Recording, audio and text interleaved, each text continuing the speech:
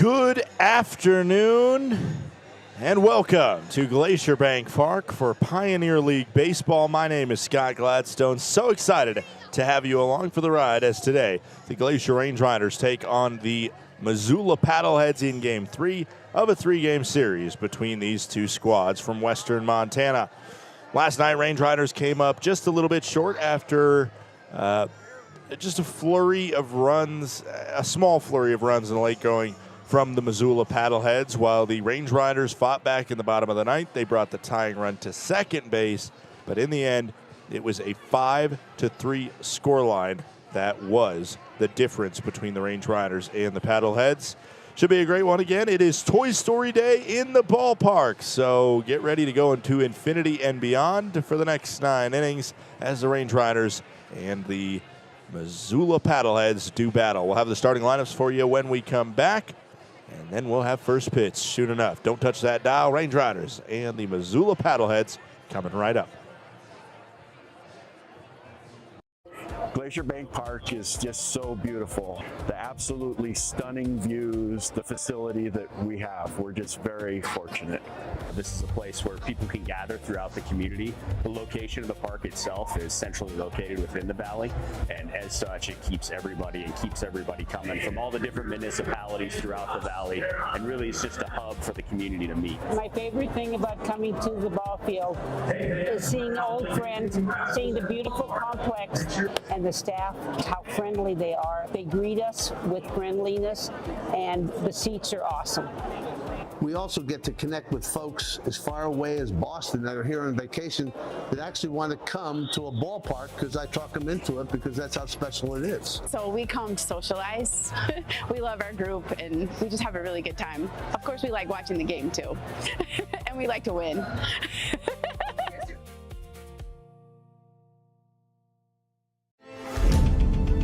Numbness and tingling in the hand can make you lose your grip. Hi, I'm Dr. Nate Fogel. I'm an orthopedic surgeon and hand specialist here at Logan Health. Repetitive actions can lead to a condition called carpal tunnel. Left untreated, these symptoms can interfere with your daily life. Our fellowship-trained hand surgeons offer patient-specific care to help you regain control. Here's to getting a grip on life.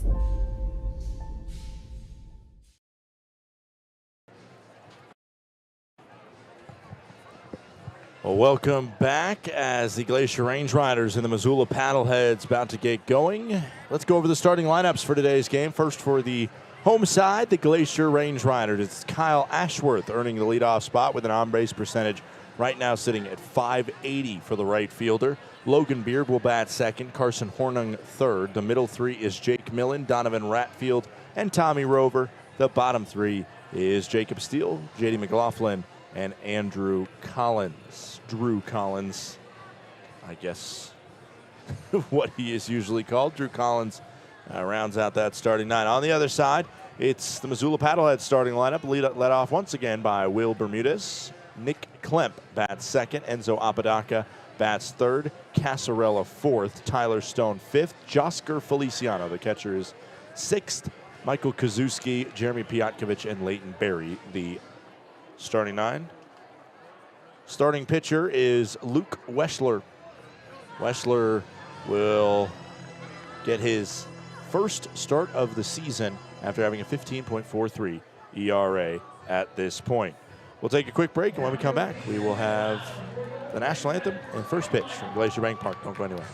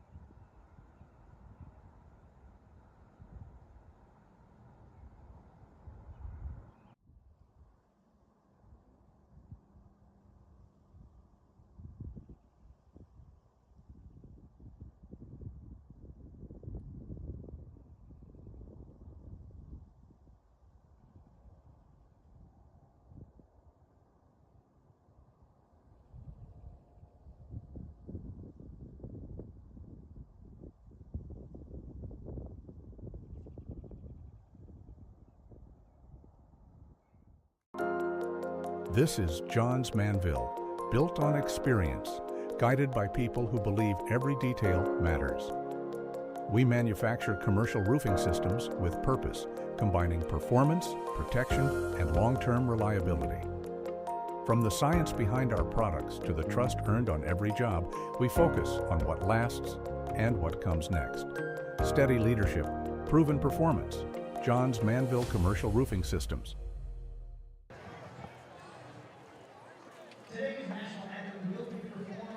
Welcome back into the broadcast booth. You are just in time to join us for our national anthem sang live in the stadium. We'll send it down to the field now for our national anthem.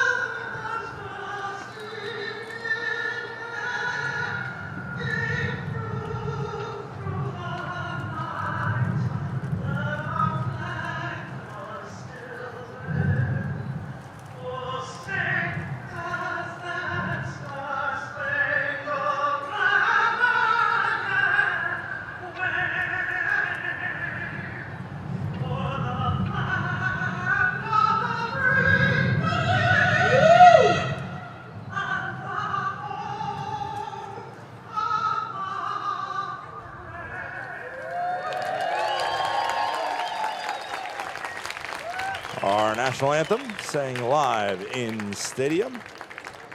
Range Riders and the Missoula Paddleheads about to get going. As you noticed, the Range Riders in their Toy Story jerseys, thanks to Toy Story Day. I'll talk more about that in a moment. But first, let's go over the defense. For the Glacier Range Riders today, behind the plate, it's Donovan Ratfield. Tommy Rover will play third base while Jacob Steele's the shortstop. Logan Beard at second base. Jake Miller is the first baseman for the Glacier Range Riders. The outfield from left to right is Drew Collins, J.D. McLaughlin, and Kyle Ashworth.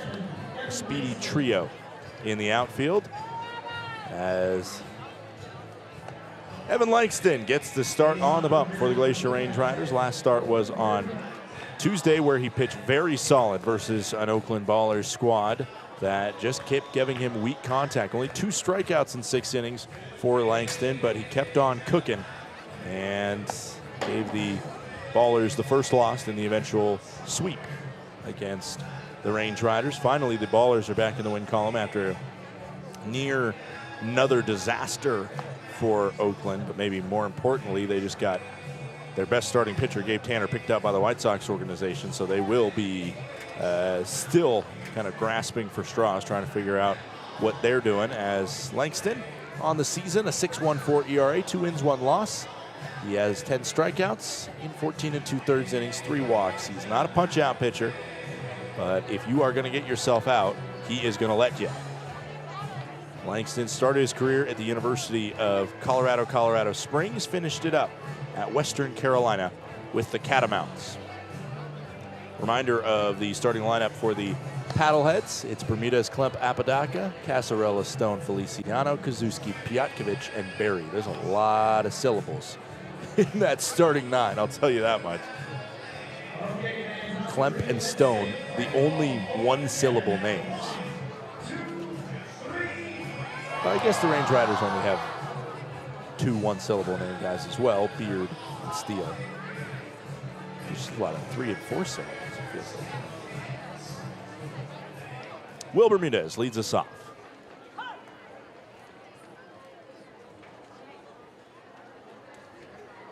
second base today, Bermudez, as he's been in the outfield the last couple days. There's a ball inside. We are underway on Toy Story Day at 1:05 p.m. 53 degrees, a chilly Sunday afternoon.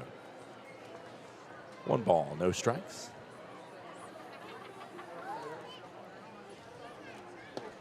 Downstairs, 2 balls and no strikes.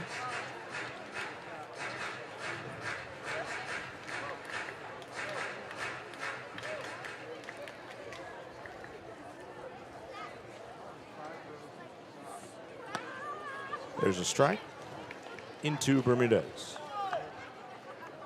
2 balls and 1 strike. Bermudez, Klemp, and Apodaca due up on the season. Bermudez batting .362, has 5 home runs. Also a strike. Count goes to 2-2.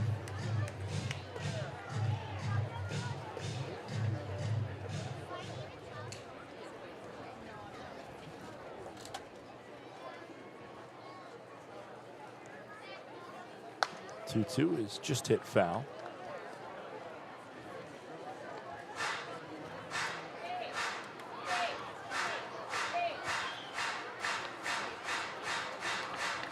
Two balls, 2 strikes, no outs here. Top of the first inning. Leadoff batter Bermudez versus Langston. And this one hit too early. Foul down the right field line.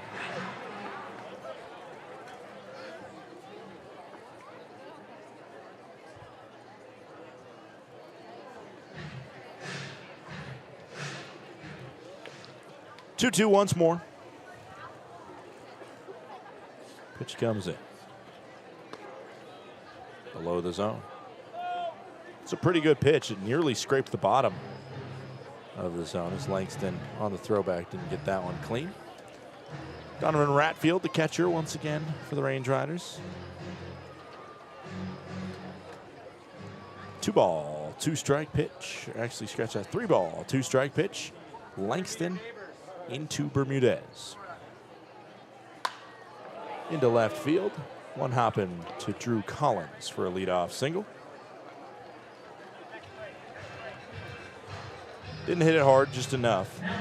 86 miles per hour, just flaring into left field.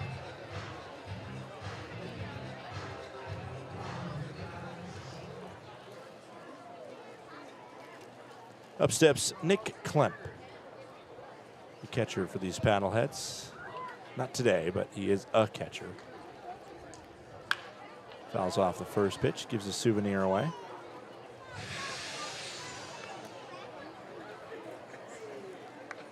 No balls, 1 strike. Top of the first inning. Leadoff batter reaching on the single by Bermudez on outside. 1 ball and 1 strike. Donovan Ratfield behind the plate. He's caught the most runners stealing. He's also allowed the most. Guys certainly like to test the arm, and at times it has backfired. Outside again, 2 balls and 1 strike. This is a little weird from Langston, just not super keyed in on the zone right now. PBL standings right now, Long Beach Coast alone in first place. They have won 11 in a row, including 5 straight against the Red Pocket Mobiles. One inside, missing the zone. And it's 3-1. And Langston 1 ball away from putting them on first and second with nobody on. Billings a half game back in first place. They were on a long winning streak before stumbling against the Boise Hawks last night. Swing and a miss on 3-1. That makes the count 3-2. Range Riders in third. They're 2 games back of first, 1.5 back of the Billings Mustangs. But certainly that's a gap they can overcome because they have Billings in front of them next week.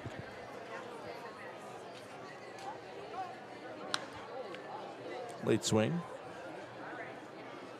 And fouls it off. For Langston, the question's going to be about the punch-out pitch.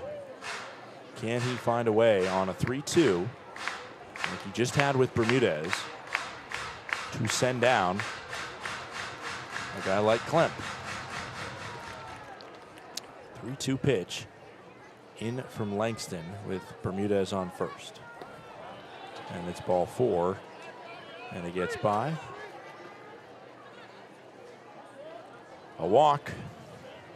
Klemp didn't even let the counts get, Langston didn't even let the counts get too high in the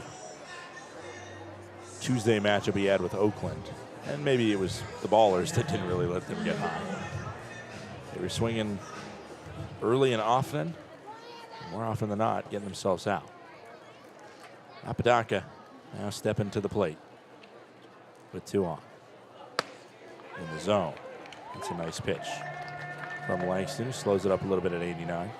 After the top 3 of Long Beach, Billings, and Glacier, it's Boise at 11 and 6, and 2 squads, Missoula and Modesto, at 10 and 7.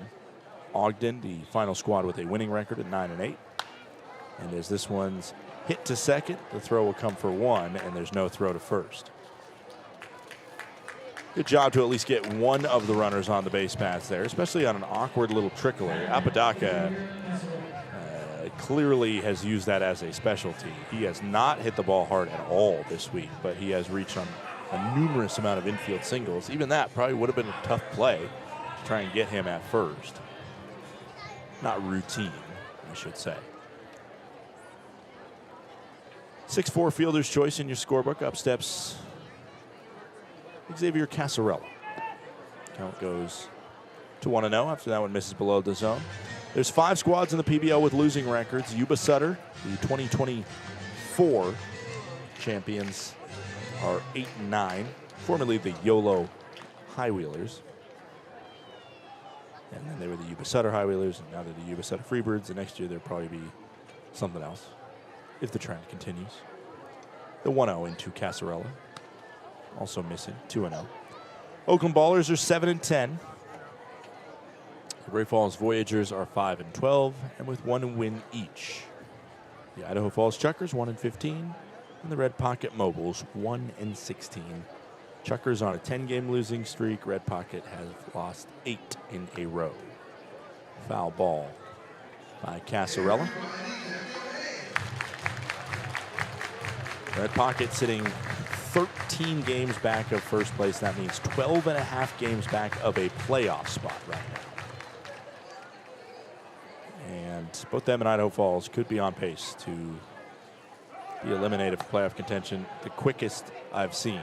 As this one goes into center field, I do not know what the miscommunication was there.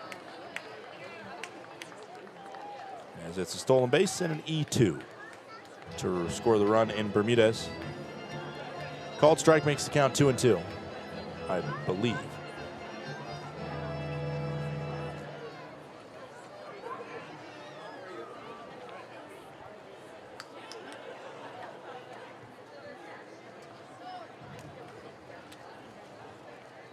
But it was actually 3-1, and Xavier Casarella walks. So Apodaca gets the steal, and an E2 scores Bermudez.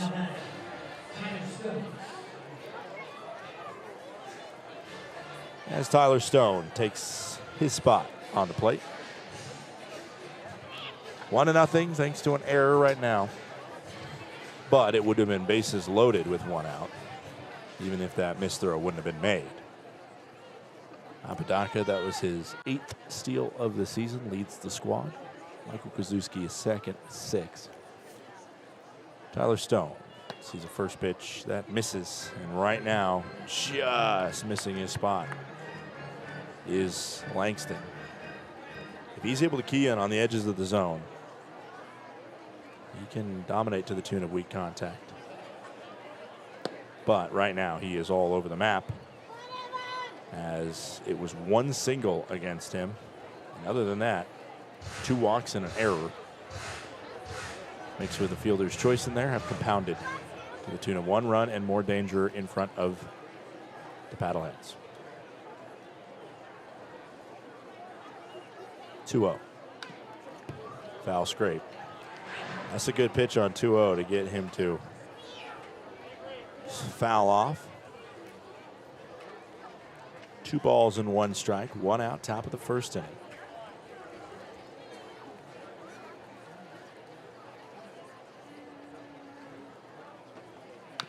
Fouled off again.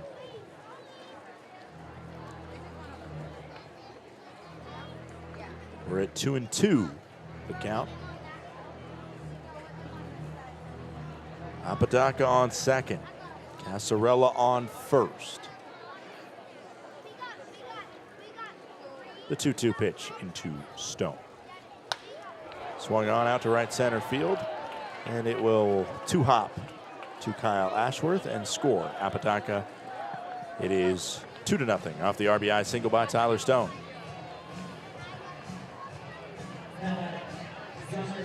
Stone not trying to do too much with that one, just turning it into right field.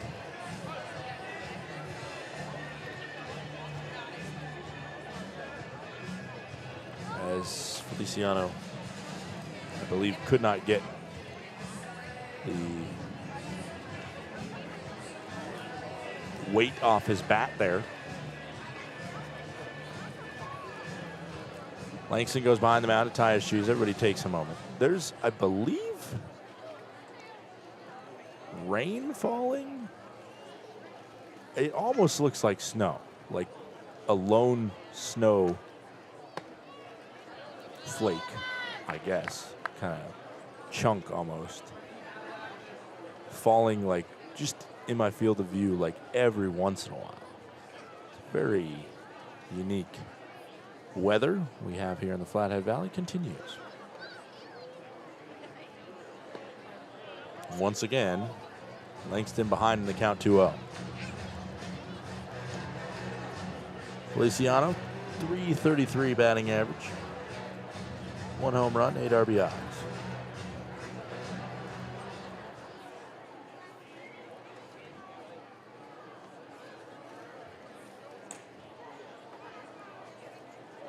I believe that was called a strike in the zone by home plate umpire, and it was. 2-1 goes the count on the catcher. Feliciano, product of Toa Alta, Puerto Rico, played for the Vibes last year in Colorado Springs, where Langston started his collegiate career. Olympic City, USA. 2-1 pitch. Fouled off, and it's 2-2. Langston's already thrown 30 pitches this inning. Both bullpens pretty haggard. Both squads in general pretty haggard and tired right now. You're getting to the end of week 3 where that's just kind of how it feels. The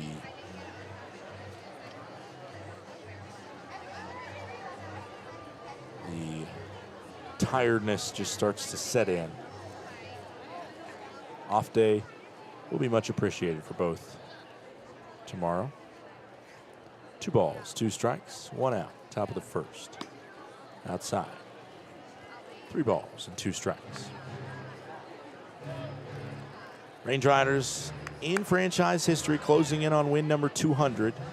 Hopefully it's something that happens next week in Billings. They're 4 wins away from their 200th victory in the history of the organization. That is a called ball. Just missing low and away. And another walk this inning, mixed with the 2 signals, the error and the fielder's choice. Load him up for Michael Kazuski, who has a chance to break this game open. And we're already seeing warm-ups happening in the pen with, I believe, the left-hander in Ryan Humphreys. Range Riders rocking their Toy Story jerseys, which have pretty much the whole gang on the front, all the favorites. On the back, you see it's just a simple Toy Story font in yellow with the staple wallpaper of Andy's room as the baseline. And the nice little nod on the right sleeve. I believe it's the right sleeve. There is the aliens, you know, the little green aliens that we meet in Toy Story 1 when Buzz and Andy find themselves in the claw vending machine, the claw game. 1 out, top of the first inning. Range Riders wearing the black caps with these uniforms as Kazuski Hits this one over to first, and Hornung just lost it. That's an E1 as he was looking to make the play at second, but that's Millen over there looking to make the play at second when there probably wasn't that much of a play to make. Second error of the inning makes it 3-0. It would have been 3-0 because he probably should have just tapped the bag. At least in retrospect, that's certainly what he wishes he would have done. E3, Casarella scores. And the base is still loaded now for Piotkovic. Called strike. Count goes to 0-1.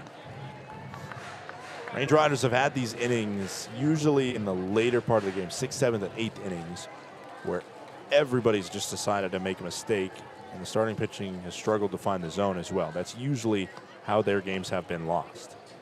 You can pretty much track all 5 losses down to that. 1 ball, 1 strike, 1 out, top of the first inning. Stone on third, Feliciano on second, Kazuski. Good wheels on first. Upstairs and inside, count goes to 2-1.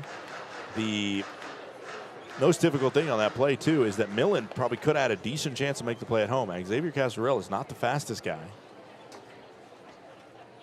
And this one's hit foul. Count goes to 2-2. It's when that ball was going to him, I didn't think there was a chance that he was going to throw it to second. 2-2 pitch, 1 out, top of the first inning. Bases loaded. Danger still aplenty for Missoula as this one heads to right field and should be enough to score a run.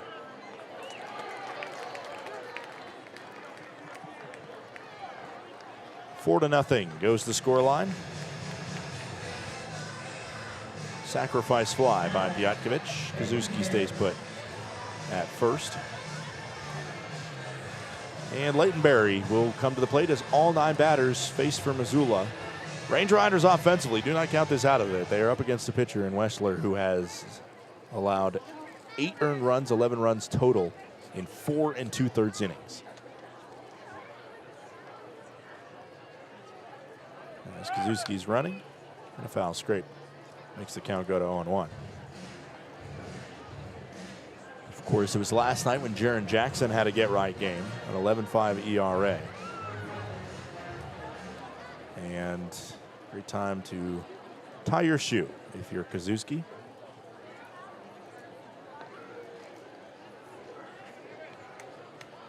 Langston tied his shoe earlier this inning, but he only did that.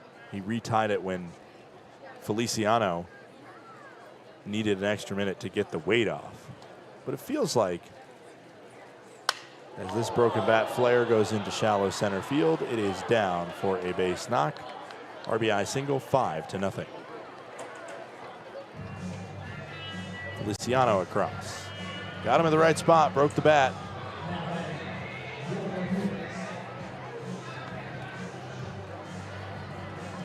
And this inning, which really there hasn't been a great piece of hitting by Missoula, just continues.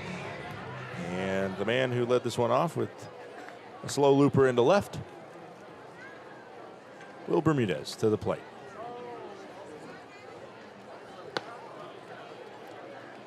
Two outs, runners on first and second, 5-0 Missoula leads. This inning started with a Bermudez single into left. It was a walk, a fielder's choice, a walk, a single. There was an error in there, by the way, too, on the catcher, Ratfield. One almost hit the batter. Single, walk, another error, and thus this inning should have been over after the sacrifice fly, and then the single, and now Bermudez back. 5-0. A 2-0 pitch into Bermudez. Foul scrape. 2-1. I'm guessing if Langston doesn't get out here, it's probably his final batter of the inning. It looks like Humphreys is ready in the pen in case he's called upon. The 2-1 pitch. In the zone to Bermudez. 2-2. awkward air has laid claim to the crowd here at Glacier Bank Park. A lot of kids wearing foam cowboy hats coming in for Toy Story night, day, whatever.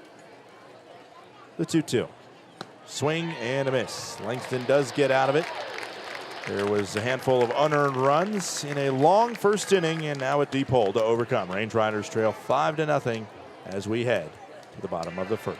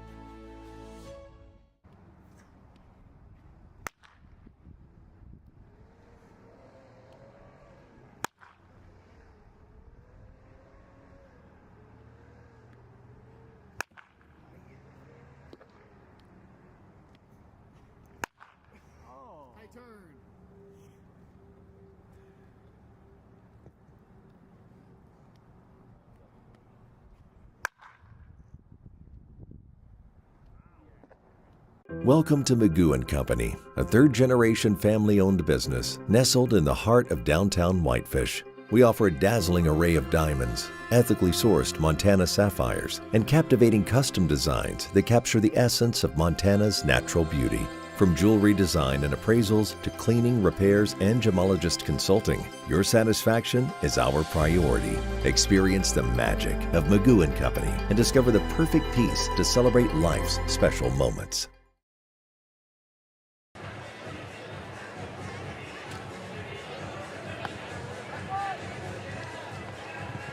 It's the bottom of the first inning. Range Riders finally stepping up to the plate here shortly. Let's go over the defense for the Missoula Paddleheads. It's Josker Feliciano, the catcher. Over at third base, it's Xavier Casarella. Piotkovich plays shortstop. Bermudez at second base. And Tyler Stone, the first baseman. In the outfield, from left to right, it is Leighton Berry, Kazuski, and Enzo Apodaca. Kyle Ashworth to the dish to get us started here for the Range Rider half of this inning. And he sees a called strike in from Luke Weschler, who is a product of Cal Lutheran University, originally from Santa Barbara, California, coming in with pretty shaky stats at a 15.43 ERA in 4 2/3 innings out of the pen. There's a ball downstairs. Count goes to 1-1. 8 earned runs, 11 runs total, and 4 2/3 innings pitched. He has 5 walks to 2 strikeouts, Weschler.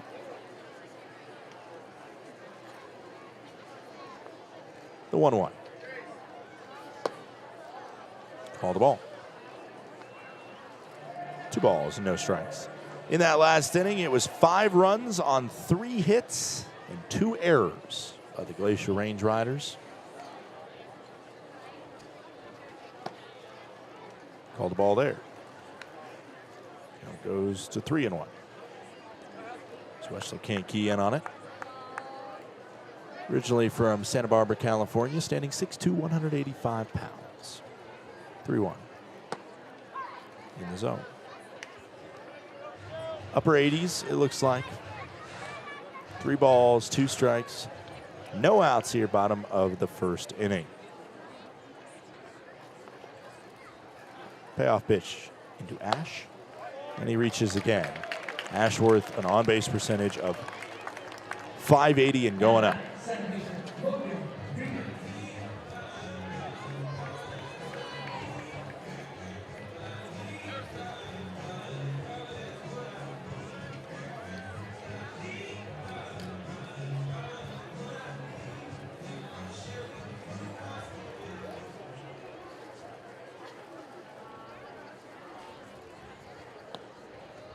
First pitch into Beard is a called ball. The count goes to 1-0.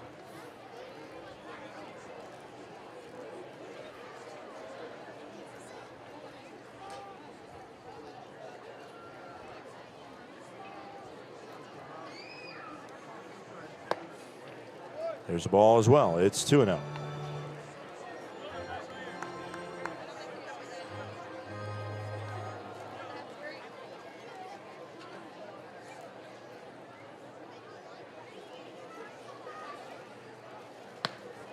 Called strike at the bottom of the zone.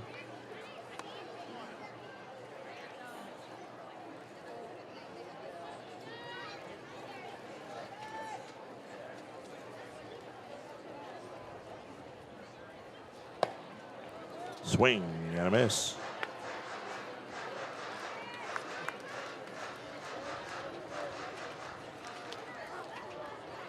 Two balls, one strike. No outs, bottom of the first inning. Runner on first and Ashworth. Good speed over there from Ash. 5 stolen bases. There's a called strike 3. It will be. It is a confirmed strike. One of those apparently was called. Strike in there that I missed, and the Range Riders down to 1 challenge remaining after Beard uses it in the wrong spot.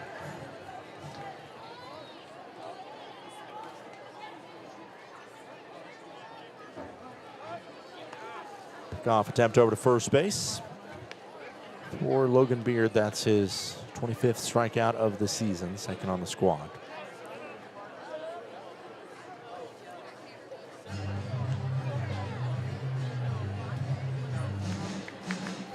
As we're seeing a broken belt, I believe, for Kyle Ashworth.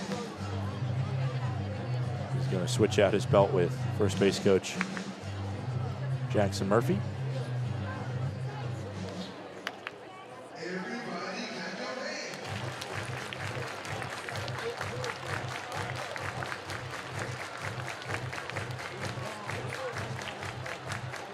First pitch coming into Carson Horning here in a moment as we see the first strikeout fired in there by Weschler.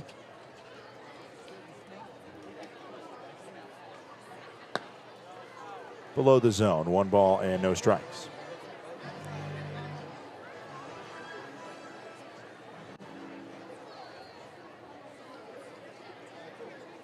One ball, no strikes, 1 out, bottom of the first inning. Ashworth on first. It's a called strike.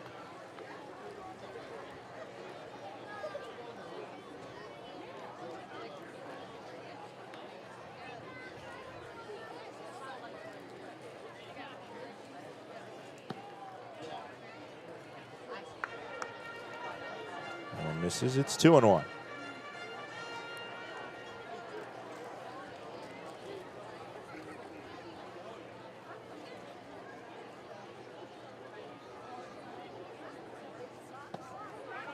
Misses inside as well. 3 balls, 1 strike, 1 out.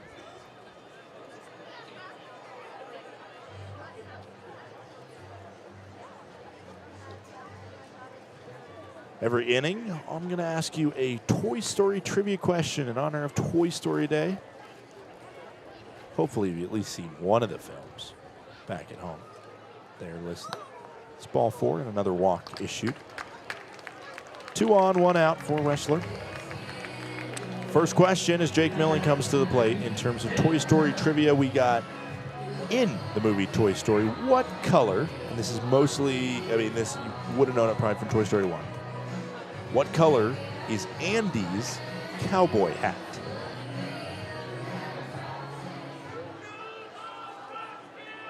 What color is Andy's cowboy hat?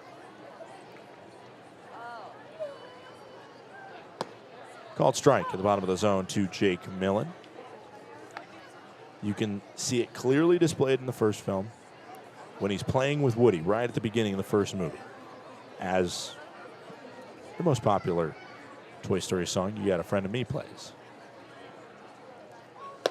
Millen sees that one outside. 1 ball and 1 strike for Jake Millen, batting .267, 4 home runs, 14 RBIs for the Range Riders.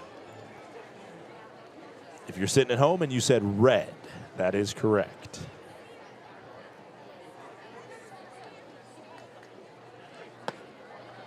In the zone, 1 ball, 2 strikes. Range Riders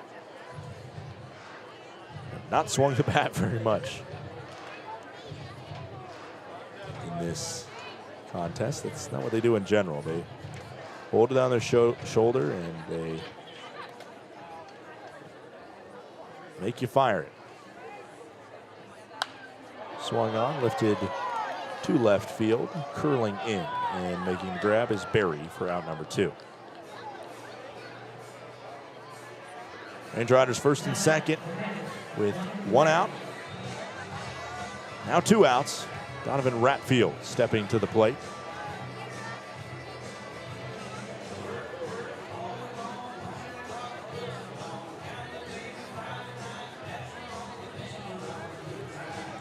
For Weschler, a 4-year career at California Lutheran where he had a career 3.3 ERA. Had 3 complete game shutouts, 7 complete games in total, so he's a swing and a miss there. 247 strikeouts and 272 innings for the Kingsmen of California Lutheran. Foul again from Ratfield, and the count goes to 0-2 for Donnie Rat, who's batting .412, on base percentage at .536. Ratfield 2 home runs, 20 RBIs. No balls, 2 strikes, 2 outs. Bottom of the first inning, 5-0 Missoula right away. A 5-spot put up in the top half of the inning. Nobody warming up in the pen. It looks like it'll be Langston to go out there and see if he can rectify the shaky first inning from him and the defense. The 0-2. Down low.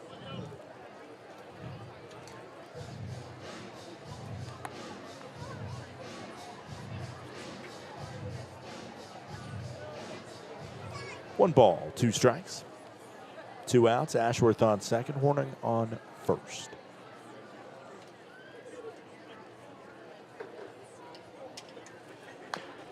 Hit it foul, did Donovan.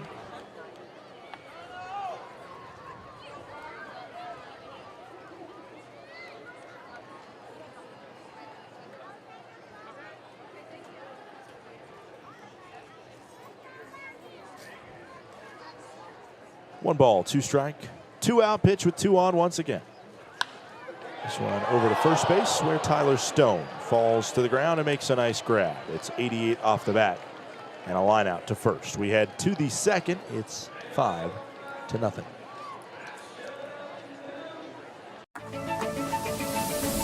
When injuries occur, it can feel like your goals are out of reach. I'm Dr. Karen Purser, an orthopedic surgeon and sports medicine specialist at Logan Health. If you injure a joint, muscle, or bone, our orthopedics and sports medicine specialists are here to help. Our highly specialized surgeons, clinicians, and physical therapists offer innovative treatments and the latest minimally invasive procedures to help you recover and return to activity faster and stronger so that you can reach your goal.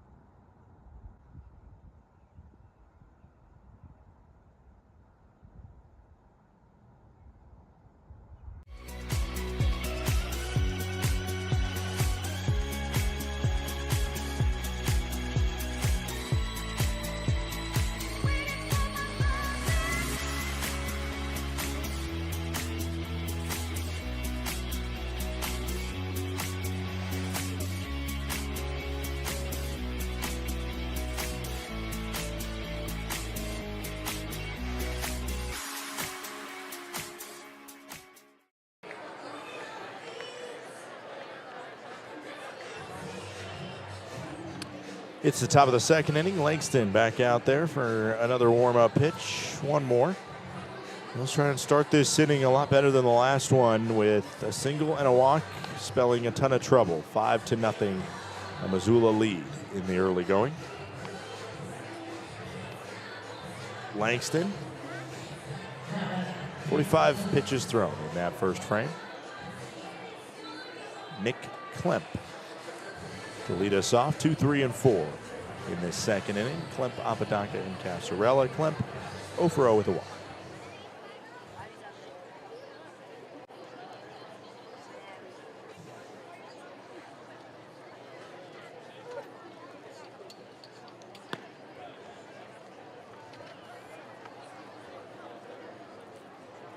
First pitch missed the zone. Count goes to 1 ball and no strikes.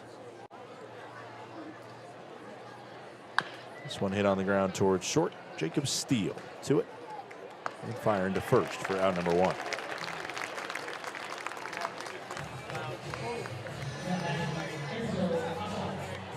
Enzo Apodaca now stepping up. 1 out.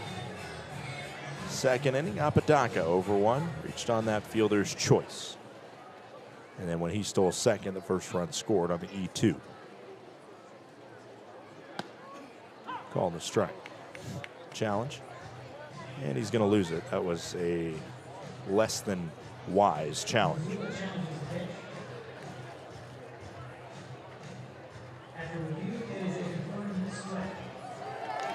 Missoula down to 1 challenge remaining after an ill-sighted challenge by Beard gets equalized out by an ill-sighted challenge from Apodaca, who on an 0-0 pitch with a 5-0 lead decided to question a ball that was entirely in the zone. Low and away, 1 ball and 1 strike. 1 out, top of the second inning. Paddleheads lead 5-0. Apodaca, the right fielder for this squad. Originally from Scottsdale, Arizona. Enzo Apodaca. There's a ball. Played in the Frontier League, most recently with the New York Boulders. Former Baylor Bear. Before that, played at Gonzaga for 2 seasons. Pitch misses inside. Count goes to 3-1. Also played a couple summers for the Wenatchee Apple Sox in Wenatchee, Washington. Summer in the Cape Cod Collegiate League. Ball 4. After Apodaca, the only thing he did for the Range Riders there was burn a challenge for the Paddleheads. That certainly helped a little bit.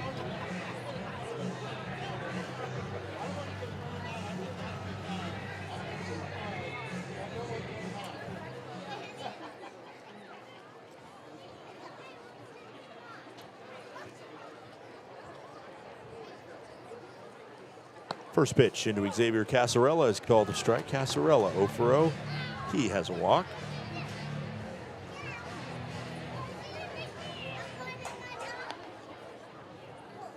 The 0-1 pitch in with Apodaca, good runner on second base.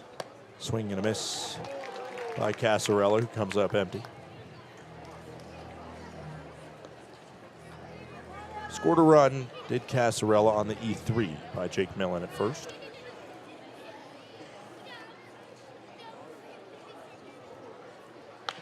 Oh-2, hit to third, fielded, throw for 1, and the no throw. 4-2, it's a 5-4 fielder's choice on a slow roller to third by Casarella. 2 outs, top of the second, Tyler Stone, who looped a single into right field.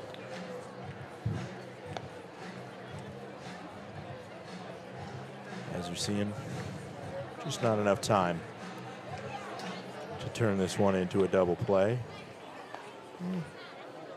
Maybe could have had a chance, but I think the slide coming in from Apodaca threw off Beard's timing.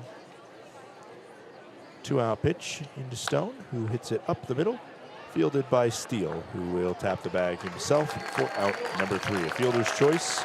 And other than a walk, pretty quick inning for Langston. That's more of what he can do. We head to the bottom of the second inning.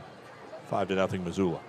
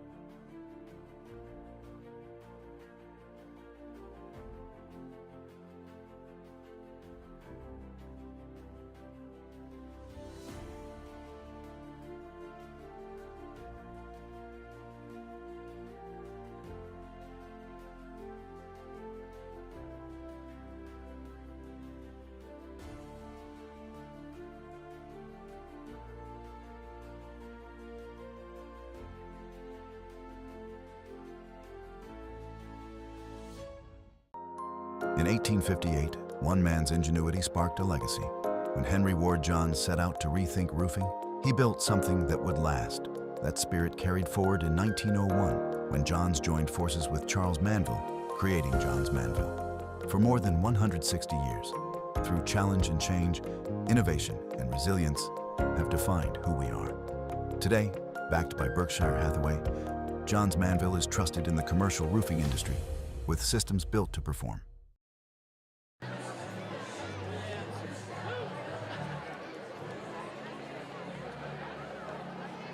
Welcome back in. Range Riders with a 5-0 deficit right now, due up in this bottom of the second inning. It is Rover, Steele, and J.D. McLaughlin.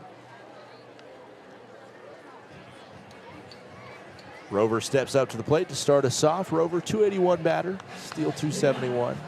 J.D. McLaughlin, 274.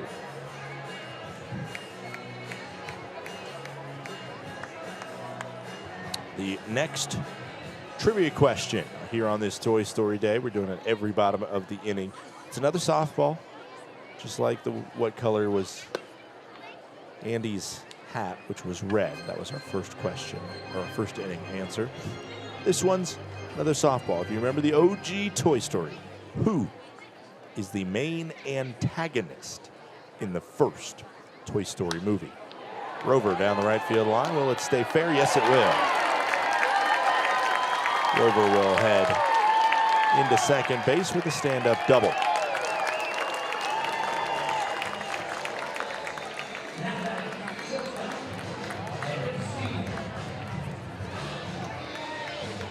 Who is the main antagonist in the first Toy Story movie? Jacob Steele to the plate here. It's not Jacob Steele. 271 batting average, 2 home runs, 21 RBIs, tied for the team lead with Tommy Rover. First pitch coming in with Rover on second. Ball low and in. First hit for the Range Riders after they got a couple walks off Weschler.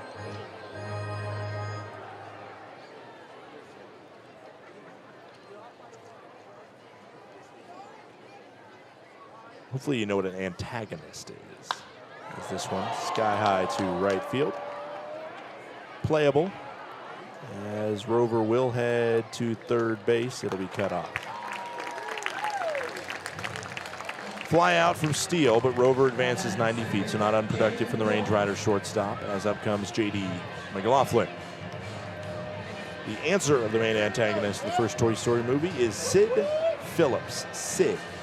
He's the kind of destructive and sadistic child that loves to just torture the toys, at least seen as torturing in the Toy Story universe.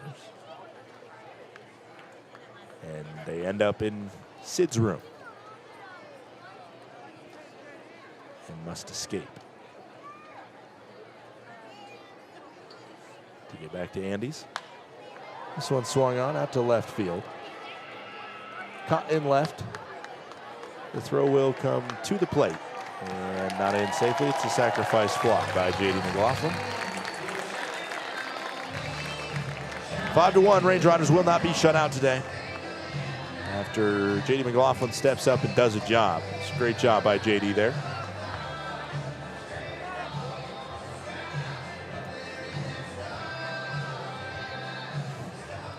Five to 1 scoreline now as the Range Riders break through. Up comes Drew Collins, final batter to step to the plate for Glacier. Count goes to 1-0 and a pitch that misses down low to Drew Collins, who's hitting .333. No home runs, 6 RBIs, 6 runs scored as well for Drew.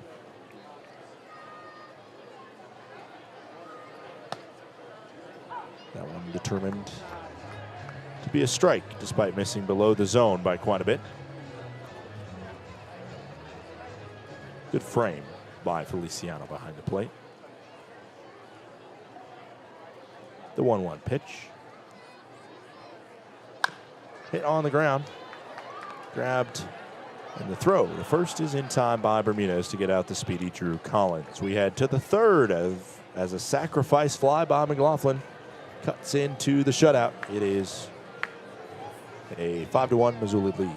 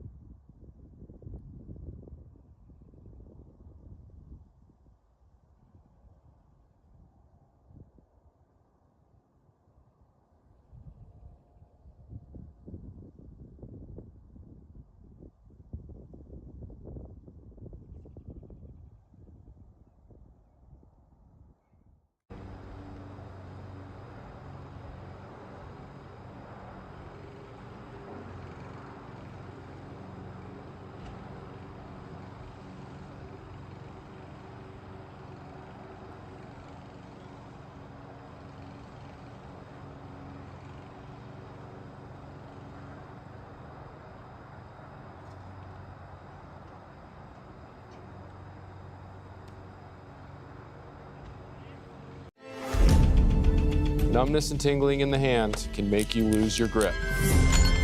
Hi, I'm Dr. Nate Fogel. I'm an orthopedic surgeon and hand specialist here at Logan Health. Repetitive actions can lead to a condition called carpal tunnel. Left untreated, these symptoms can interfere with your daily life. Our fellowship-trained hand surgeons offer patient-specific care to help you regain control. Here's to getting a grip on life.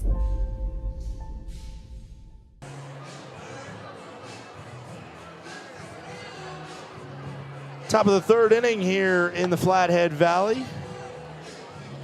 Paddleheads lead 5-1 over the Glacier Range Riders. Langston, a quick inning last frame. That was more what we're accustomed to seeing from him when he's been successful. That first one, train came off the tracks quickly. He couldn't locate the strike zone, and obviously the defensive struggles hampered as well. Missed throw into center by Ratfield, which the run would have eventually scored anyway, how the inning worked out. But the glitch essentially by Millen at first was one that he would have liked back. Take all the way by Feliciano. Count goes to 1-0 as that one just missed outside.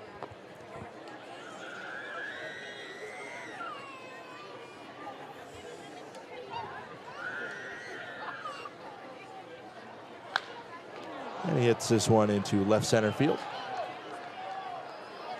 Feliciano will hold at first, a leadoff single by the Missoula catcher. Check in on the league scoreboard. I know they were delayed a little bit in Great Falls due to rain, but I'm pretty sure they're getting their contest in or about to start their contest.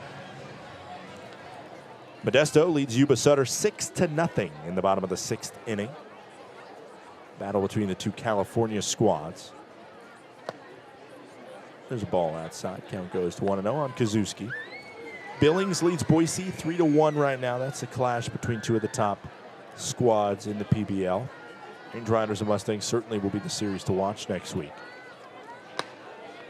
as the count is 2-0.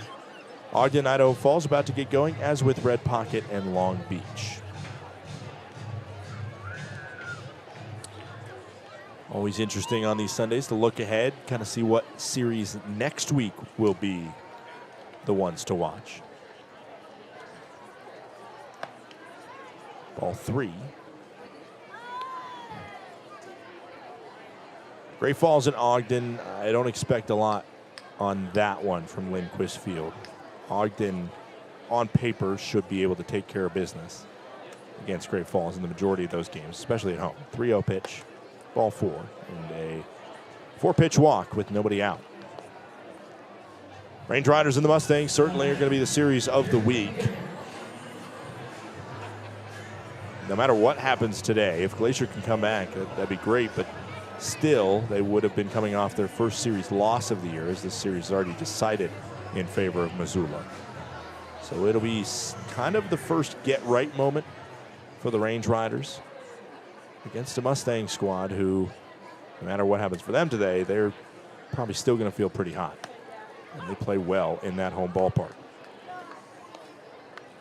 Oakland plays at Missoula for 6. That's an interesting situation because it's the defending champs, and they're going to be kind of on the ropes right now. They just had their best pitcher, Gabe Tanner, signed the White Sox as this one threw up the middle for a base knock. Feliciano, there's a late green light as that's going to be an error in center field on J.D. McLaughlin.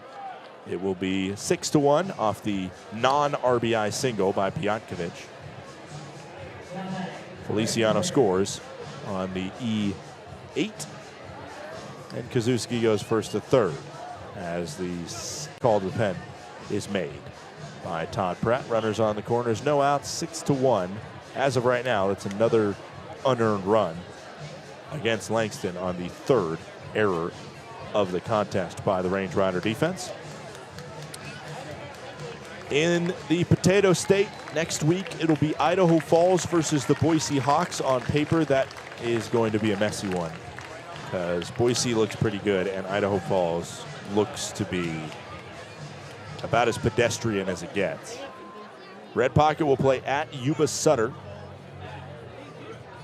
And similar to the Chuckers, Red Pocket has had a lot of struggles in the early going, while Modesto plays at Long Beach. That should be a good one between two of the squads kind of fighting for California supremacy in that side of the PBL.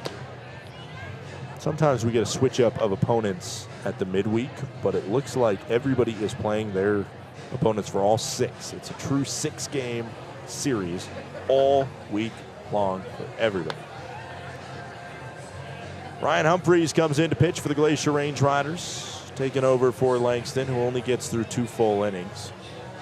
Did face 3 batters here in the top of the 3rd.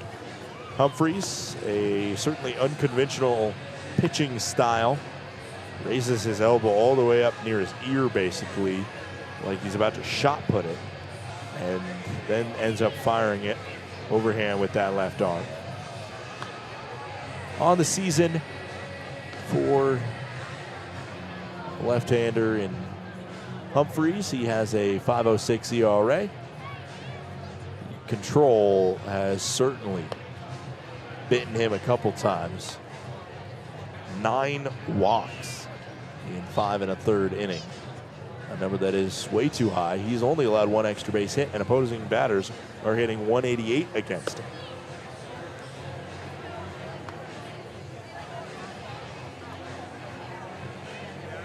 He'll have runners on the corners and no outs for this Missoula Paddlehead squad, who has nobody available position player-wise on the bench today. And is still playing like they are full steam ahead, these Paddleheads. Runners on the corners, no outs. Humphreys to face Leighton Berry, 1 for 1 with a single into shallow center. Swing and a miss by Berry. Former high wheeler Leighton Berry, I believe he was a part of the 2024 championship squad. The 0-1, no out pitch.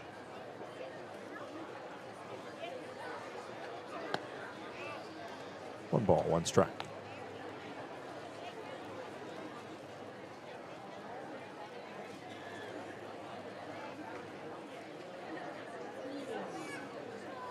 Scratch that, he did not appear for YOLO in 2024. Popped up in the air. It's a foul ball. Ends up with the fans, hopefully a souvenir to a kid making their way in for Toy Story Day.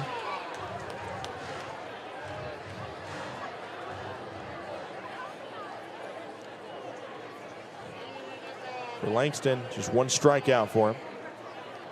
The 1-2 pitch.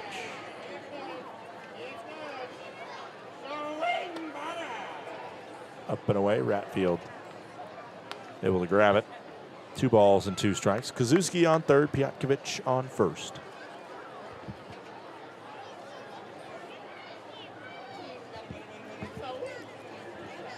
The 2-2 with Piotkovich having a decent lead at first base. Almost hit Leighton Berry. Count goes to 3 balls and 2 strikes. This game will be cobbled together by the Range Rider bullpen, who's already coming in pretty slowed up, having to use some arms over the last 2 nights as well. 3-2 pitch home. Ball 4 inside. And the bases are loaded with nobody out.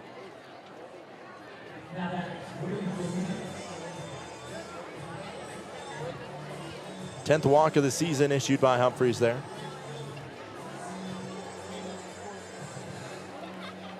Kazuski on third, Piotkovich on second, Berry on first. Bermudez, switch hitter, steps to the plate. The leadoff batter, 1 for 2. Will Bermudez, he struck out in the first as well as had a single to lead off the game. And the ball misses inside. Count goes to 1-0.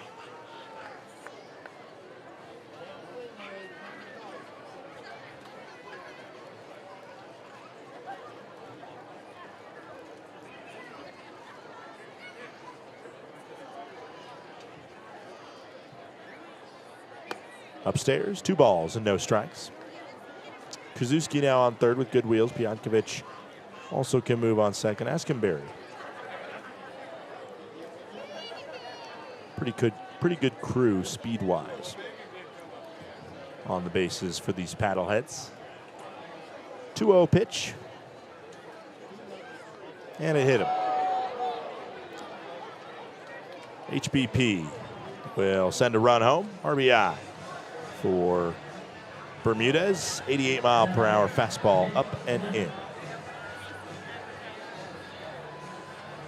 Leave a bruise. 7-1 Missoula with the lead.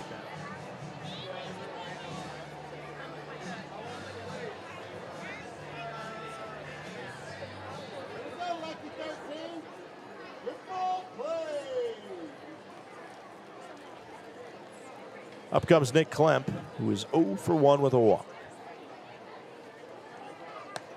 In the zone from Humphreys.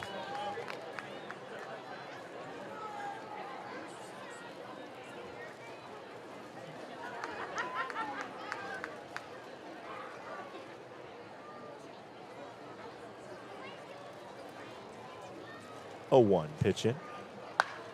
Swung on out to left center field. J.D. McLaughlin working to it, and he makes the grab. Good job by J.D. Sacrifice fly makes it 8-1.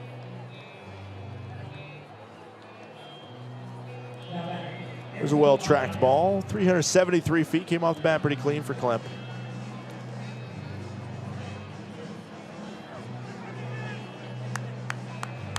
Missoula an 8-1 lead off of 5 hits today.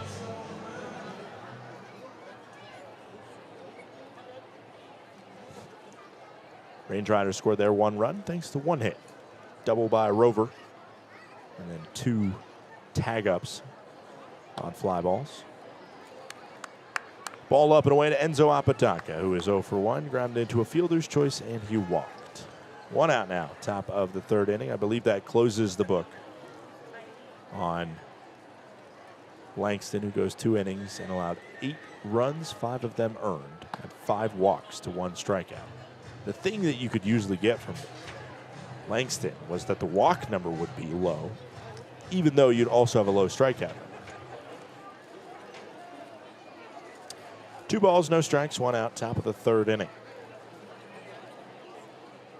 8-1 Missoula. Nowhere near as the cricket tosses it just in front of home plate. It is 3-0.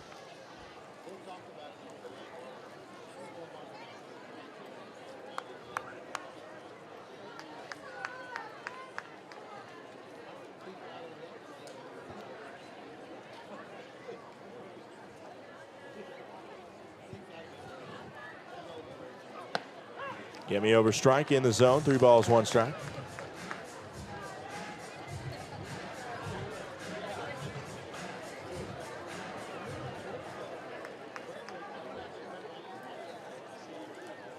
Three and 1, still a hitter's count for Apodaca. And he won't need to hit it all. It's another walk issued by the Range Riders. 7 walks thrown as a whole by Glacier today.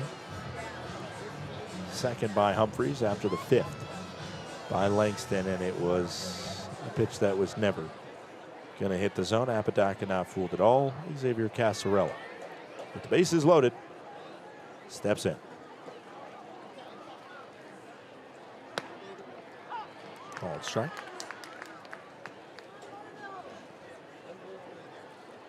Oh, and 1 goes the count.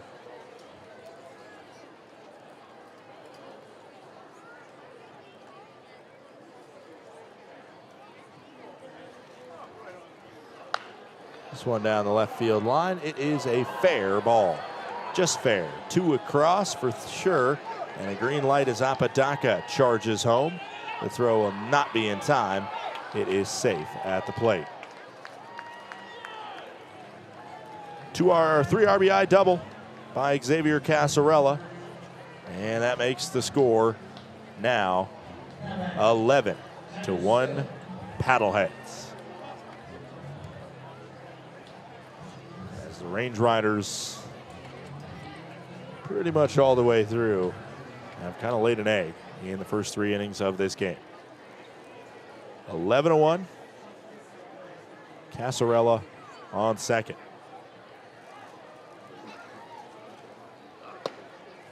And the first pitch misses. We have seen 83 pitches thrown, and the majority of them by the Range Riders have been thrown as balls. 11-1. The 1-0 is sent sky high. Ratfield getting close to it. And it's bouncing around.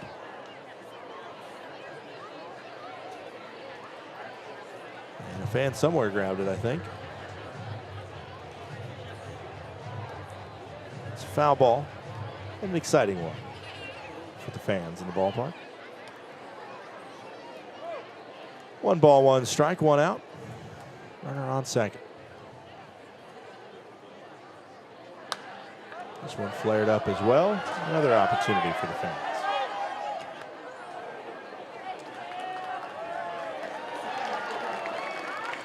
Now goes the 1-2.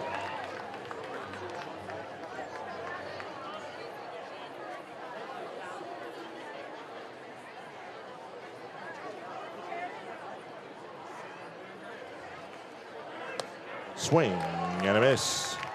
Second strikeout of the contest. It is the first time that the Range Riders possibly could be giving out some free bowling as a new partnership with Pin & Q, the bowling alley just down the road in Whitefish, Montana. If there are 10 strikeouts thrown by the Range Riders today, one lucky row will get free bowling.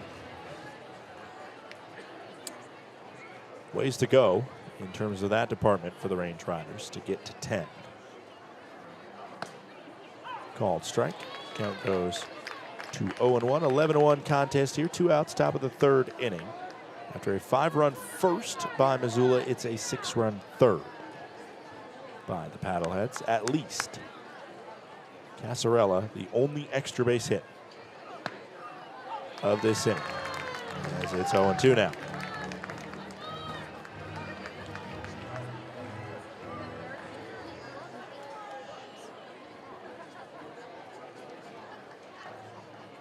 No balls, 2 strikes, 2 outs into Feliciano, who singled to start this inning. Ball outside, 1 ball and 2 strikes.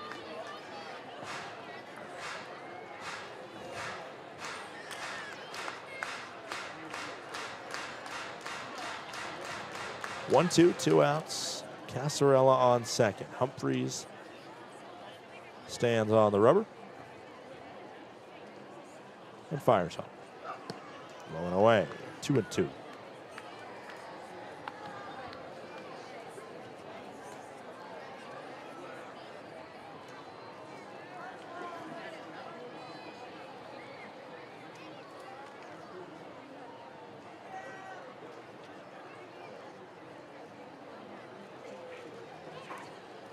Two now, upstairs. Paddleheads have rarely taken the bat off their shoulder. They've been given plenty of free passes today, and when they have, they've made do on it. To the tune of 6 hits and 11 runs. 3-2 pitch home.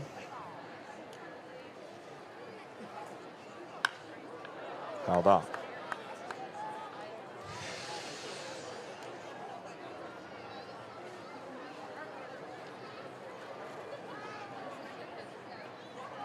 Range Riders have thrown an average of 34.5 pitches per inning.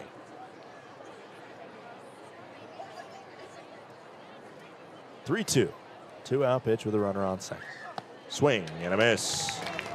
Humphreys gets the punch out to end the frame. It is 11-1 as we head to the bottom of the 3rd.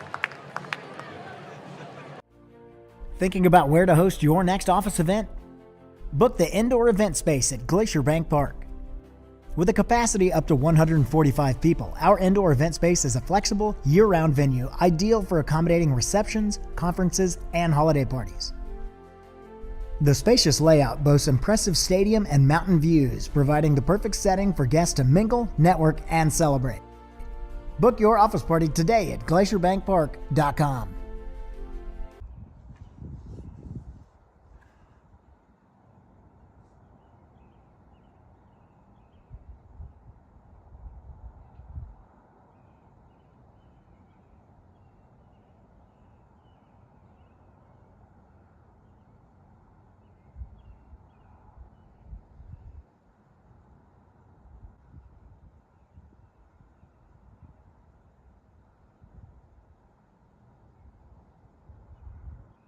Innovation has always been at the core of Johns Manville. From advanced testing labs to real-world job sites, we rethink what roofing can deliver. Through science, precision engineering, and decades of real-world experience, we engineer commercial roofing systems that deliver lasting performance. At Johns Manville, innovation means listening, learning, and building solutions that meet today's needs while preparing for what's next. This is progress with purpose.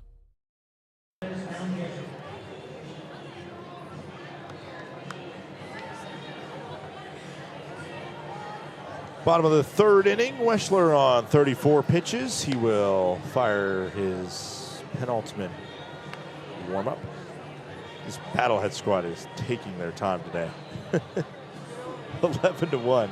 I do not know how they are not ready.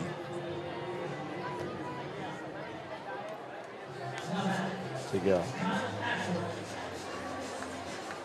Kyle Ashworth leads it off, leadoff batter for the Glacier Range Riders. 0 for 0 with a walk today, Kyle.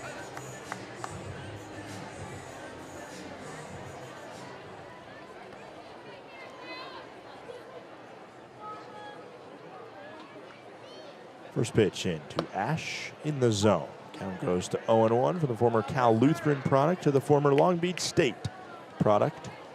Started his career at Cal Poly before going to the JUCO ranks, Kyle. And then back to D1 with Long Beach.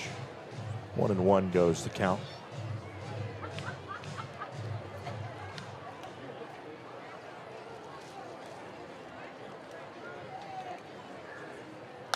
This one out to left field. Not much work for Barry to grab. It is one gone.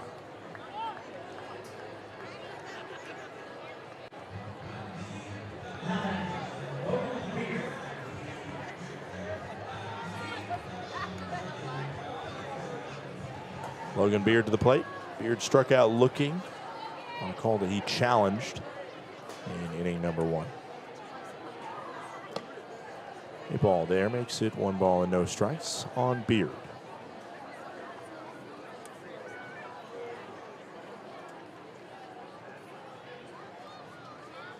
One out. That one called a strike, and that's the one he really should have challenged if he was going to use one. That one our umpire was looking for as it met him about 2 balls above the letters. This one hit too short, where it is muffed by Pietkovich. Had to move over to his left there, but it might have taken a freaky hop, so maybe there's an argument for a single for Beard. Whatever it is, he reaches first to lead off the frame as Carson Hornung steps up.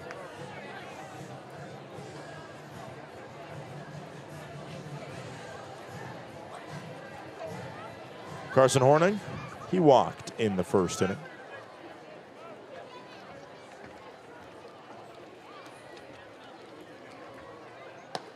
And he sees a strike to start his AB. 11-1 scoreline. Wexler pitching with a lot of wiggle room.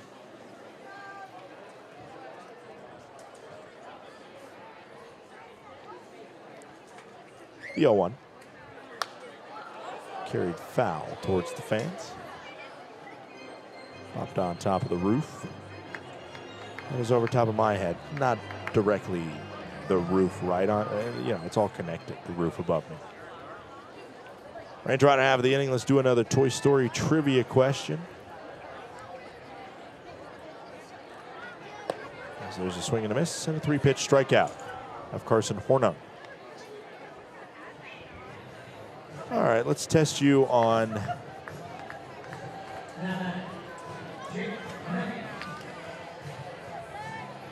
You look back at the strikeout. Test you on with 2 outs. Jake Millen at the plate. The Toy Story 2 villain. I said Toy Story 1's antagonist, which was Sid. And it's more of an antagonist you define him as there because, you know, Sid's just misguided, I believe. It's kind of the thought, at least. While Toy Story 2, it certainly seems more like a villain with cruel intentions. Who is the villain in Toy Story 2 that tries to collect Woody? 1 ball, 1 strike, 2 outs, bottom of the 3rd inning. This one flared into shallow right center field. Beard will head to 3rd base on it.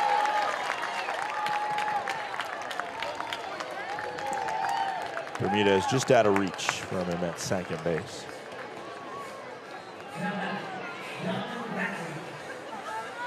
And Donovan Ratfield to the plate.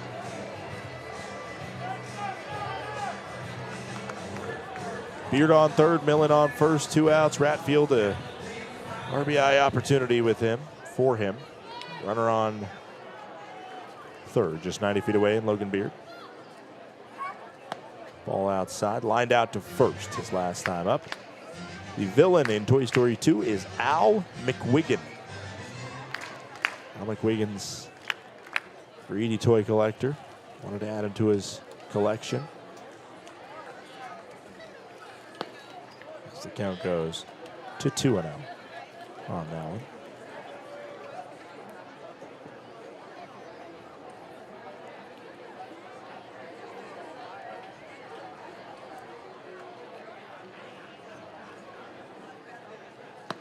Pitch is at the bottom of the zone. It is 2-1 now after the called strike. You'll also pretty soon here get to some updates from the Super Regionals happening. Foul ball makes it 2-2 on Donnie Rapp.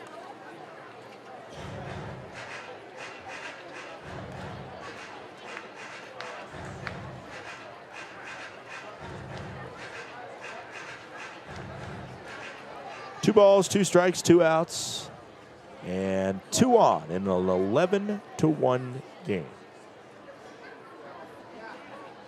This one hit over towards 1st. Going to need a run by Bermudez, and the throw will be in time to get out Ratfield. If we head to the 4th inning of play, it's 11-1 Missoula.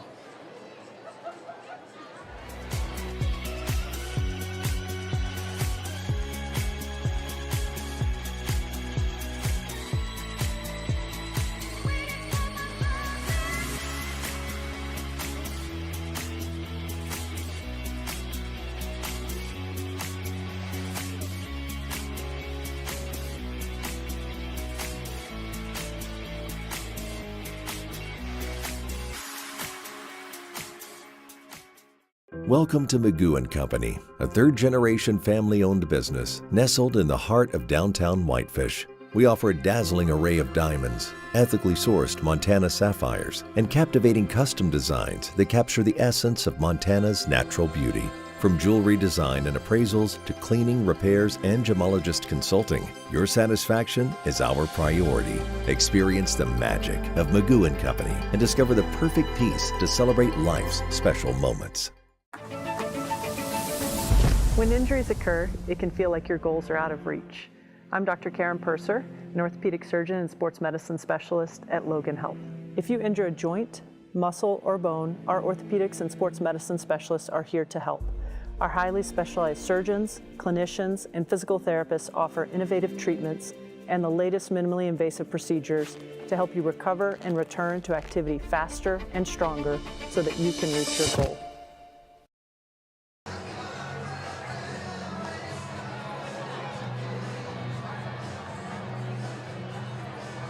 Ryan Humphreys out for another inning of work. It's an 11-1 scoreline here in the Flathead Valley.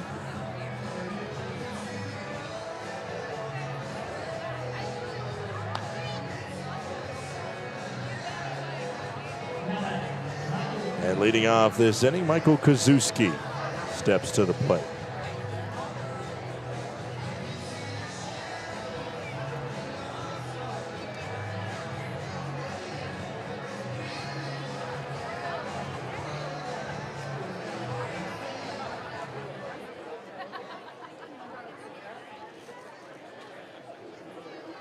First pitch in to Kozuski to get us underway. Heading out to left field, moving over and just watching it fall is Collins. Even for one of the faster range riders, just out of his reach, could not get to it.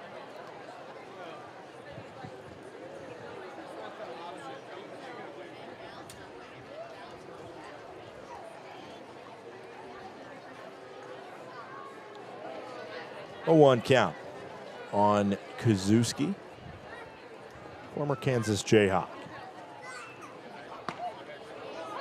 Called a strike. 0-2. Speaking of college baseball and a D1 like Kansas, we got some squads booking their tickets to the College World Series this weekend. One of those squads already booked. West Virginia heading to Omaha after 2 straight thrashings of Cal Poly in Morgantown. The 0-2. Called strike 3. Kozuski sent down. 1 out, top of the 4th inning. 4th strikeout by the Range Riders today.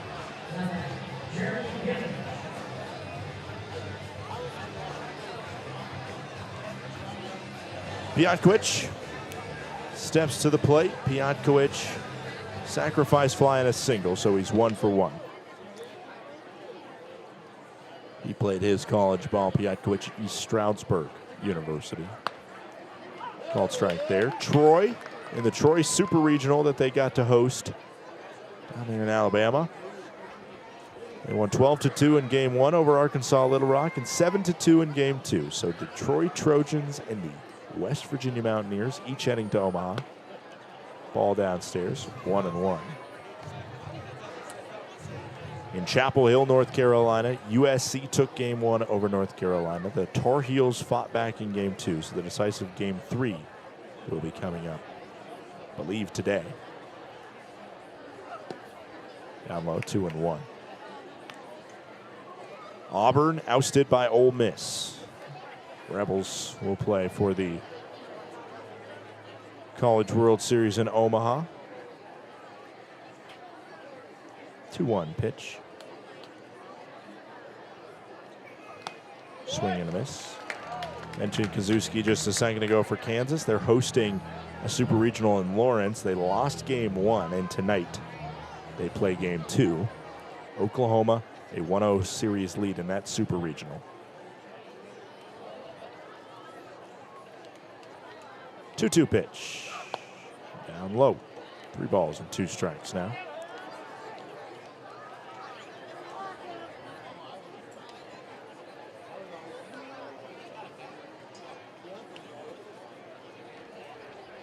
Payoff pitch coming in to the right-handed bat of Jeremy Piotkiewicz. Hit on the ground, foul.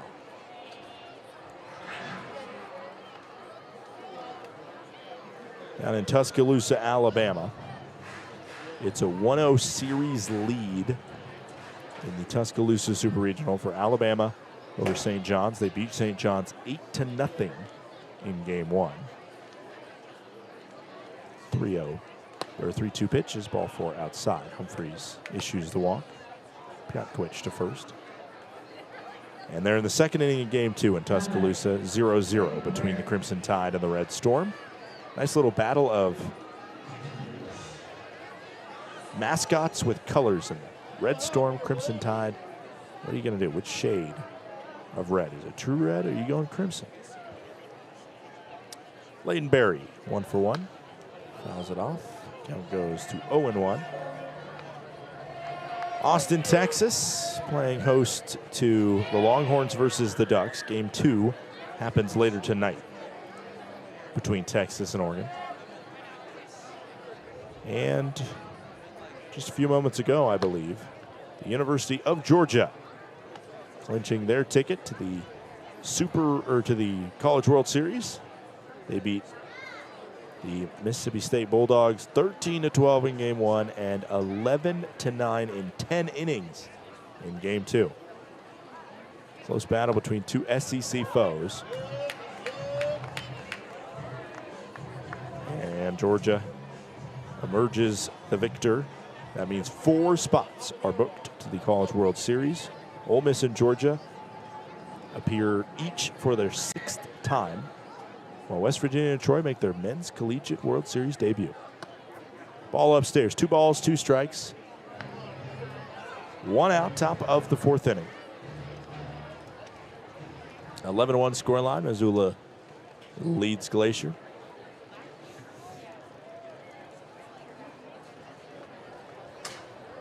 Four spots needed to be booked to Omaha. That's a ball downstairs. It's 3-2 once again as Humphreys couldn't find the punch-out pitch for Piatkovich, and now in a worrying situation, not be able to find it against Barry.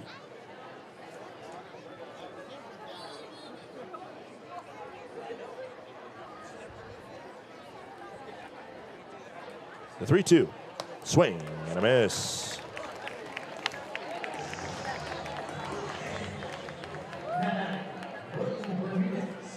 That's the 5th strikeout of this contest. So now we are halfway to the strikeout promotion here at Glacier Bank Park. It's activated again. If there are 10 strikeouts in a game and 1 lucky row, gets free bowling at Pin and Q in Whitefish, Montana. See some strikeouts, and then you'll get some strikes. Count goes to 1-0. Bermudez, 1 for 2. He has a strikeout, also was hit by a pitch.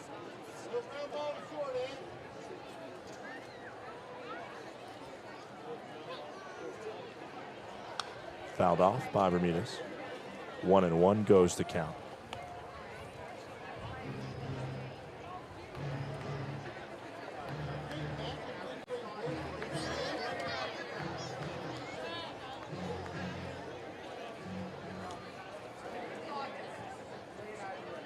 Bermudez needs some more chalk, so we will tick this game further along. Hour and a half played, and we are an inning and a half from being halfway to the true halfway point, you could say. So it's moved at a pretty anemic pace, this contest. 1 ball, 1 strike, 2 outs. Top of the 4th inning, 11-1 scoreline.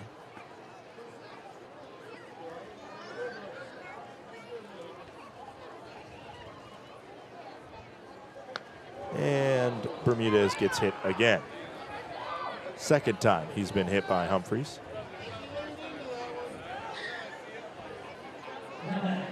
You can tell he took a little exception to that one.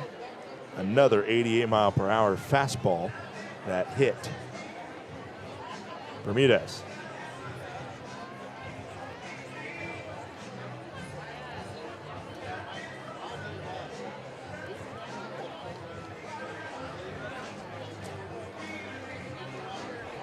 Both California kids, Will Bermudez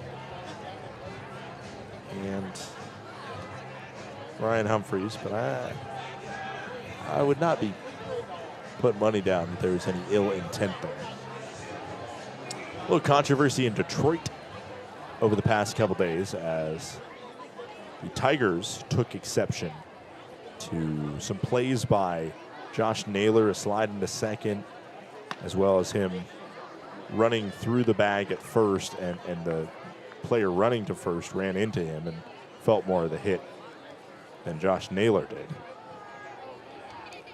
And then there was also the clip, which you probably saw if you're tuned into the baseball world. It was rippling over the social media landscape, because that's a called ball, missing just high.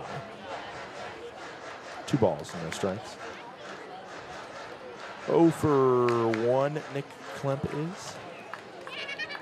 2-0, 2-out pitch, top of the 4th.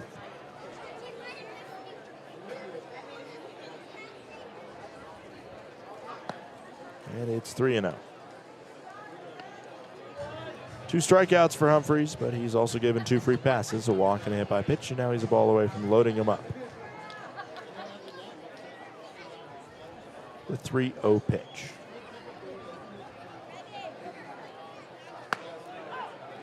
In the zone, 3-1. Like I was saying, Josh Naylor then, when he was sliding into home, he threw his sliding mitt there, and it hit the catcher. It didn't affect the play at all, but he was in there safely. And after the accumulation of those plays, there was frustration from Detroit. And as the 3 runs fouled off, they hit him with a 96-mile-per-hour fastball aimed at the head. And A.J. Hinch, manager of the Tigers, our voice on baseball morality. His Clips postgame certainly picked up to a chatter as well by Mariners fans. With a foul ball. Of course, A.J. Hinch was at the heart of the Astros controversy. And the signs stealing scandal.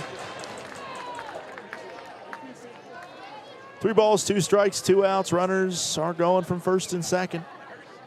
Pitch coming home to Klemp from Ryan Humphreys. It's a ball downstairs. 3rd free pass issued this inning.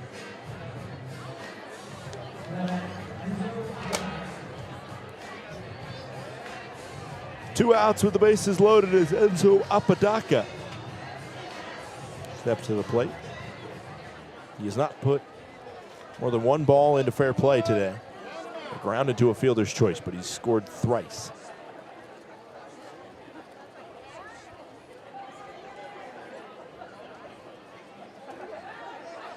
Swing and a miss.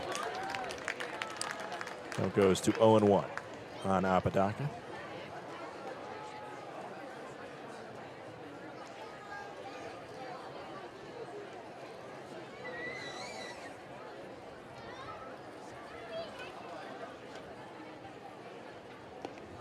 One pitch is fouled off. It is now 0-2. Of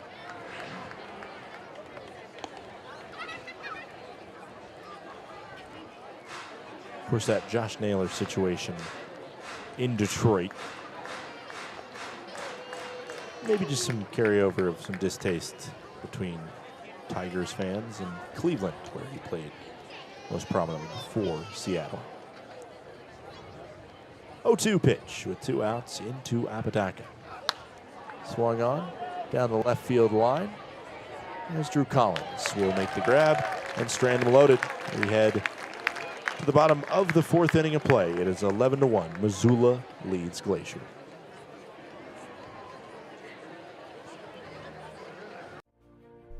Need a space that offers both a place to dine and an area to mingle in style? Book the Hideaway and Corner Suite at Glacier Bank Park. You and up to 50 guests will enjoy full catering services in the Hideaway, and incredible mountain views and comfortable furnishings in the luxury Corner Suite. This versatile combination offers a space to dine and a place to relax, creating the perfect arrangement for guests looking to mingle, network, and celebrate. Book your office party today at glacierbankpark.com.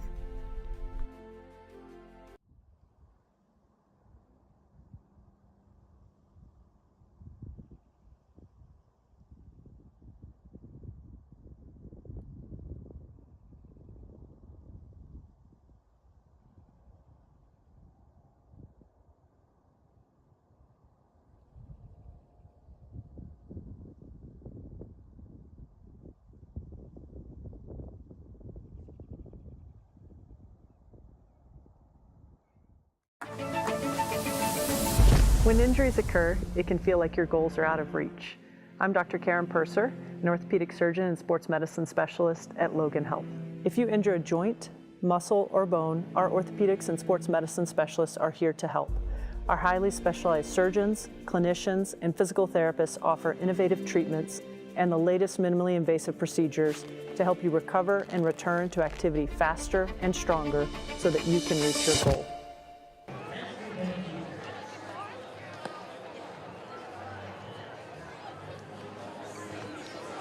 Welcome back. It is the bottom of the 4th inning. Glacier Range Riders down by a score of 11-1 here. In the Flathead Valley, it's 6, 7, and 8 in the form of Rover, Steele, and McLaughlin. These three combined for a run scored in the bottom of the second when a sacrifice fly hit by the Range Rider center fielder, J.D. McLaughlin. Got Rover across. Rover, the only hit. Scratch that, the only extra base hit of this contest. He doubled down the right field line. Weschler just on 51 pitches. And this one carries out to right field and right at Apodaca. One out, bottom of the fourth inning. Jacob Steele now to the plate.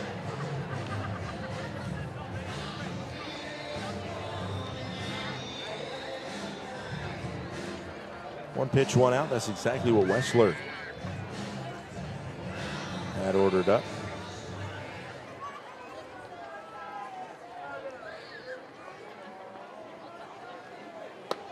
Called strike into Jacob Steele. Count goes to 0-1. On Steele. Steele, first time up, he flied out to right field, but Rover was able to advance to third base on that play. There's a ball outside.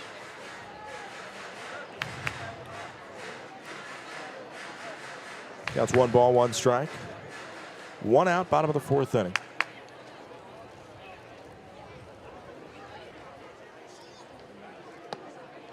That one called in the zone.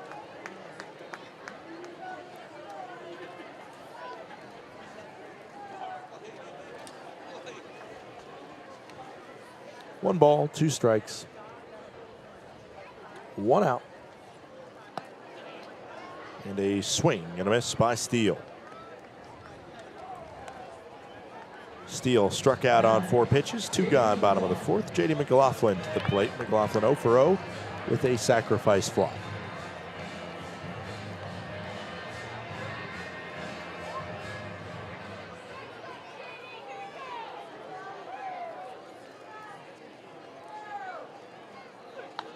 First pitch into JD's fouled off. Count goes to 0-1.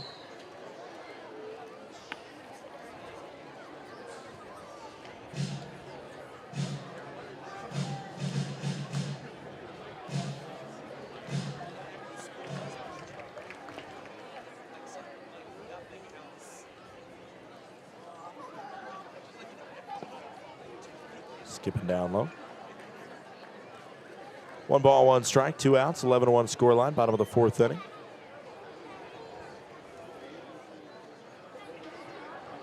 The 1-1 pitch into JD in his second at-bat of the contest. Second plate appearance, I should say. First one did not go down as an official at-bat. Time called. There's a wild pitch from a Range Rider arm warming up. Gets into play. And we stop briefly before seeing the 1-1 pitch now.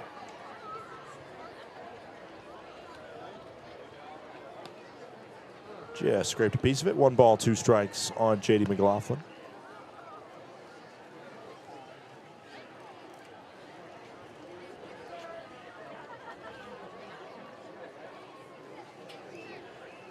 One-two pitch coming in from Weschler to J.D. McLaughlin.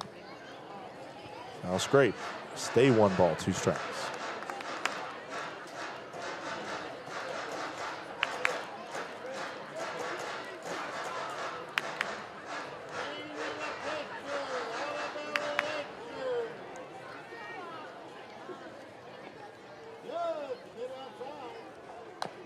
Another foul scrape by J.D., who again attempts to ward off the strikeout. A 1 ball, 2 strike, 2 out pitch.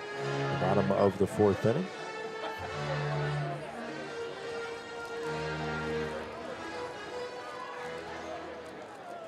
One-two into the Range Rider center fielder. Another foul. Good fight by JD.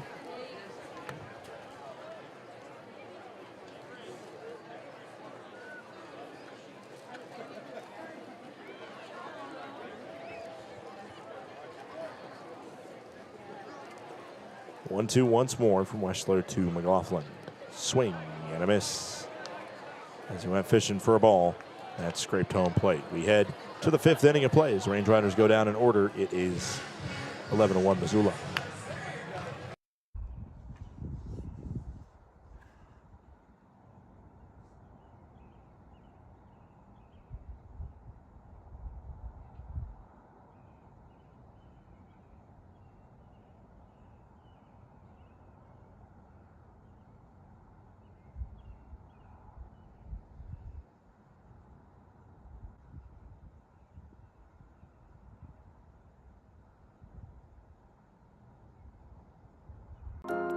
At Johns Manville, it's always been about people, the people who design the systems, the people who build them, and the people who depend on them to perform every day.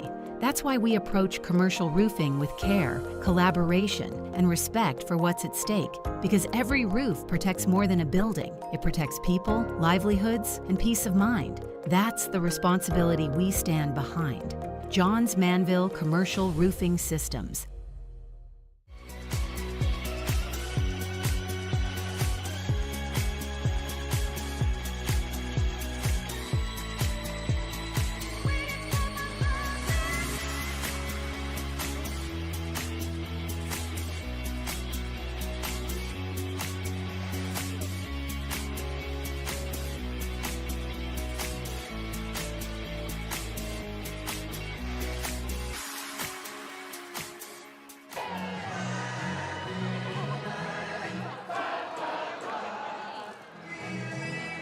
Top of the 5th inning, the Range Riders with an 11-1 deficit at the hands of the Missoula Paddleheads. Xavier Casarella leads us off here in the top of the 5th inning. Casarella, Stone, and Feliciano.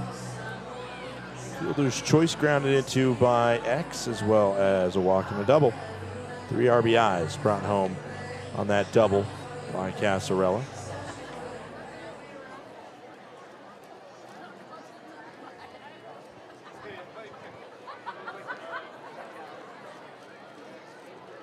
First pitch in to Xavier Casarella. Misses upstairs. Connor Housley, the man on the bump now. Housley, 9.53 ERA in 5 2/3 innings pitched. He has 4 strikeouts to 10 walks. That has been his biggest issue. Is this one a weak grounder to short? And Casarella thrown out 6-3.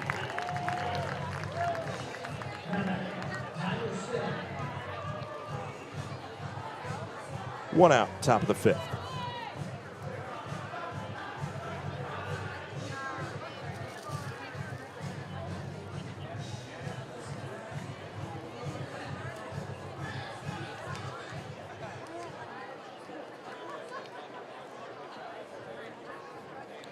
Tyler Stone now sees a first pitch strike. Count goes to 0-1.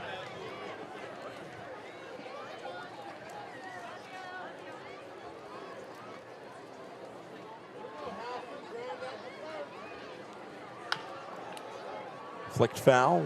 No balls, 2 strikes into Stone. Stone is 1 for 3.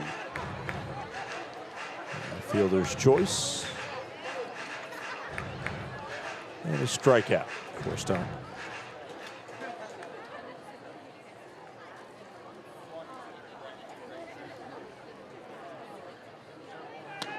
Ball inside, 1-2.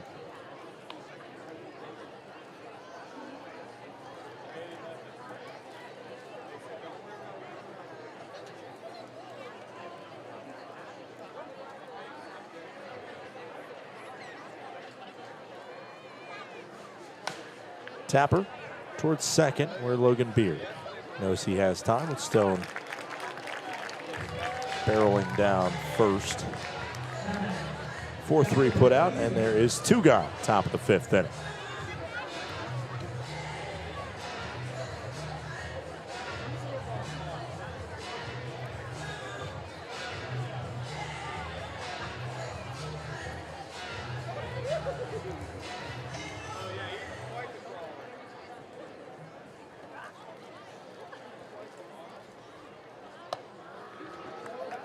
Swing and a miss by Feliciano. That goes to 0-1.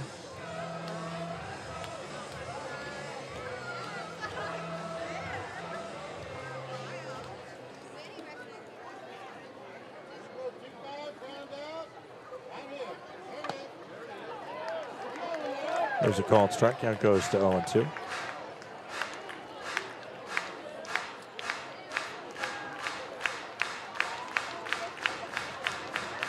Fans want that sixth strikeout, get a little bit closer to some lucky row.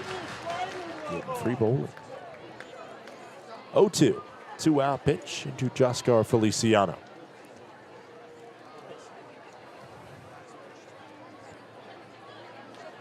Oh, 2 from Housley. Off the bat, held back. 1 ball, 2 strikes. 2 outs, bottom of the 5th inning. Didn't give you a trivia question in the bottom of the 4th inning. Forgot to do it. That's my bad. Happened so quick in the 3-up, 3-down frame.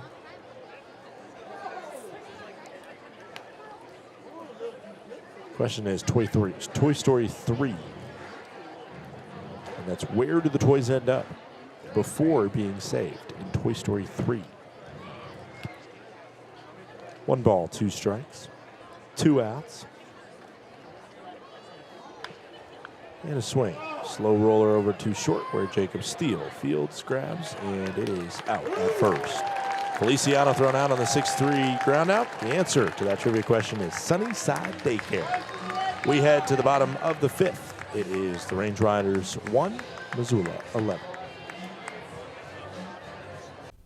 Range Riders fans, Glacier Bank Park offers a variety of suites to accommodate groups of all sizes, from small gatherings to parties of up to 65 people. The balcony views and exclusive services create a premium experience for celebrations, reunions, and outings of all kinds. Enjoy the convenience and comfort of your private space, breathtaking Montana scenery, and high-level action on the field, while our dedicated hospitality team creates an unforgettable experience for you and your family, friends, or business associates.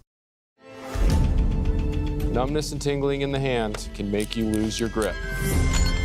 Hi, I'm Dr. Nate Fogel. I'm an orthopedic surgeon and hand specialist here at Logan Health.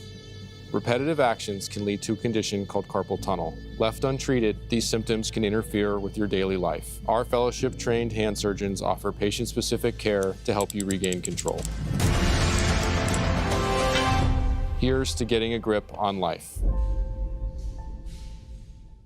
Welcome to Magoo & Company, a third-generation family-owned business nestled in the heart of downtown Whitefish. We offer a dazzling array of diamonds, ethically sourced Montana sapphires, and captivating custom designs that capture the essence of Montana's natural beauty. From jewelry design and appraisals to cleaning, repairs, and gemologist consulting, your satisfaction is our priority. Experience the magic of Magoo & Company and discover the perfect piece to celebrate life's special moments.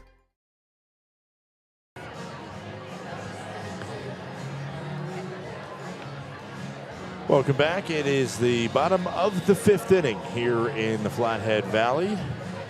Luke Weschler out for another inning of work. He's on 63 pitches. The man with the 15.43 ERA right now has 4 innings of 1-run ball. Drew Collins leads us off 9-1-2. 2 up for the Range Riders. Collins, Ashworth, and Beard. Got a trivia question for you for Toy Story. As you know, I said, didn't get it in. Bottom of the 4th, got the bottom of the 4th question in, top half of the inning. But back to Toy Story 3. As we're back on schedule now. What's the name of the evil teddy bear in Toy Story 3? Called strike. Count goes to 0-1. The evil teddy bear in Toy Story 3. I hope, to some extent, as Collins flares this one to right field, where Kazuski, the center fielder, gets under it.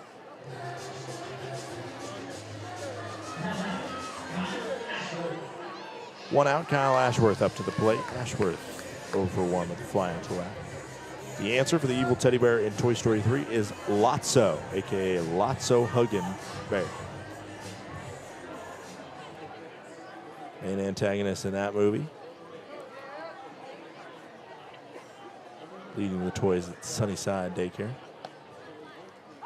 Called strike. Count goes to 0-1.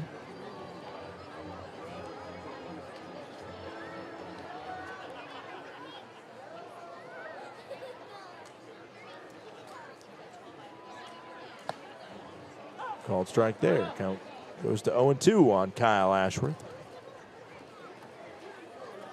0-2, 1 out, bottom of the fifth inning.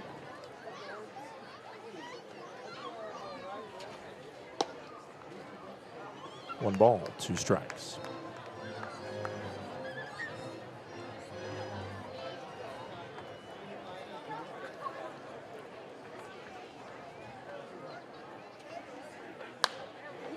This one down the left field line.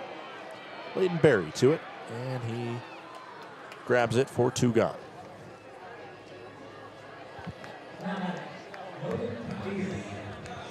Logan Beard now stepping to the plate. Beard 1 for 2. With the single his last time up. And he pops this one up. Should be playable for for Stone. Weschler, a 7-pitch inning. We head to the 6th. It's 11-1, Missoula in the lead.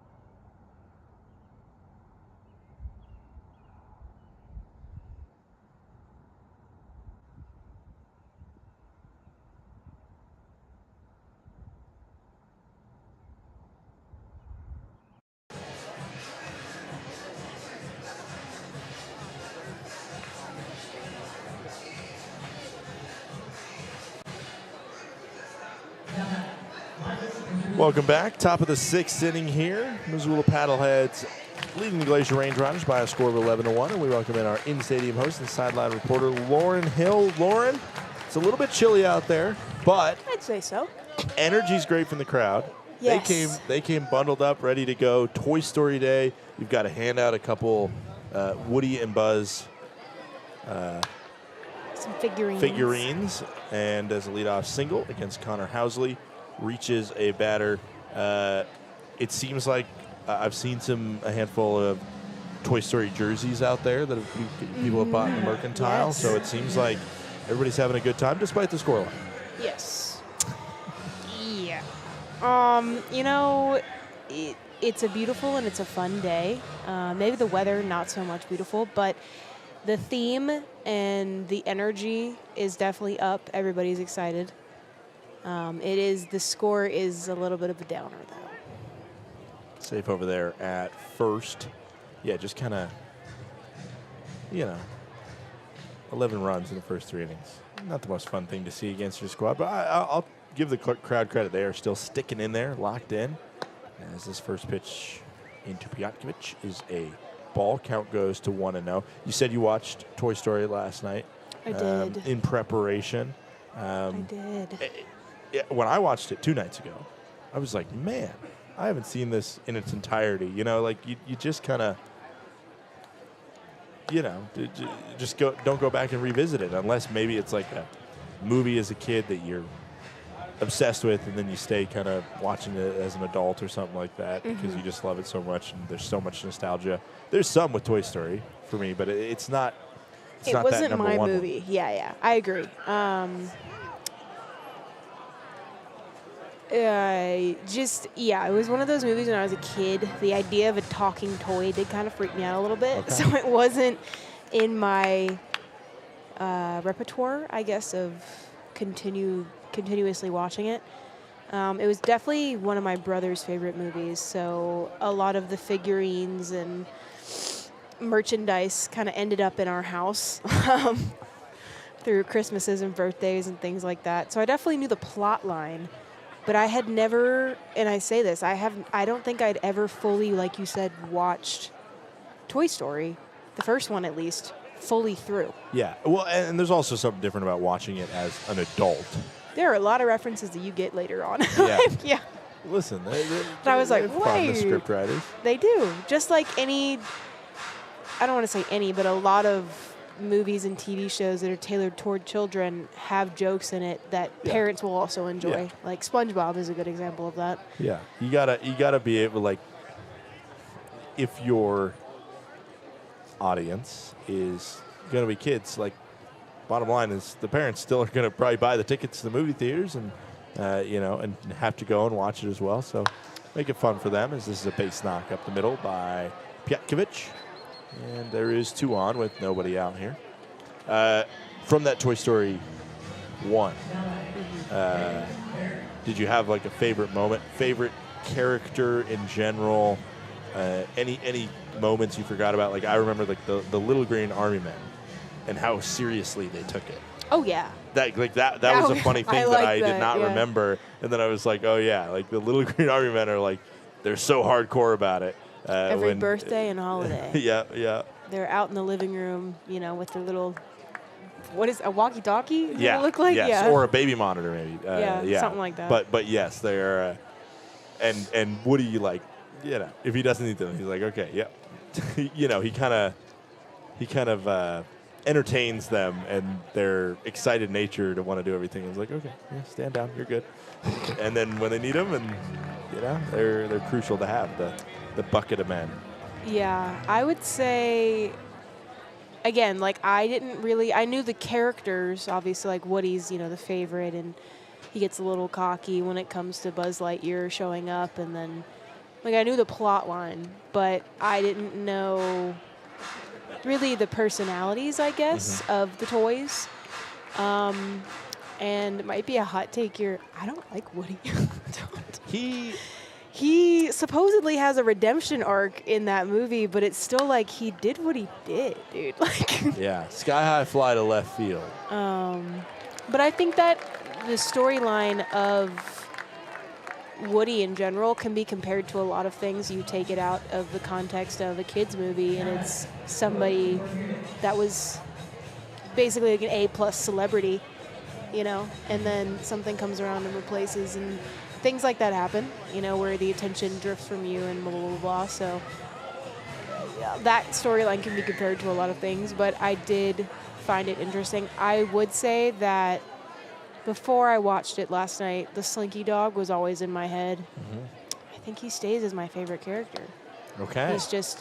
He was Woody's best friend, basically. Had to turn his back on him. Had movie, to, though, because of the murder accusation. Yes. When Buzz Lightyear's arm, Yes, that was a fell funny off scene that I he did tried remember. exactly, yeah. Yeah.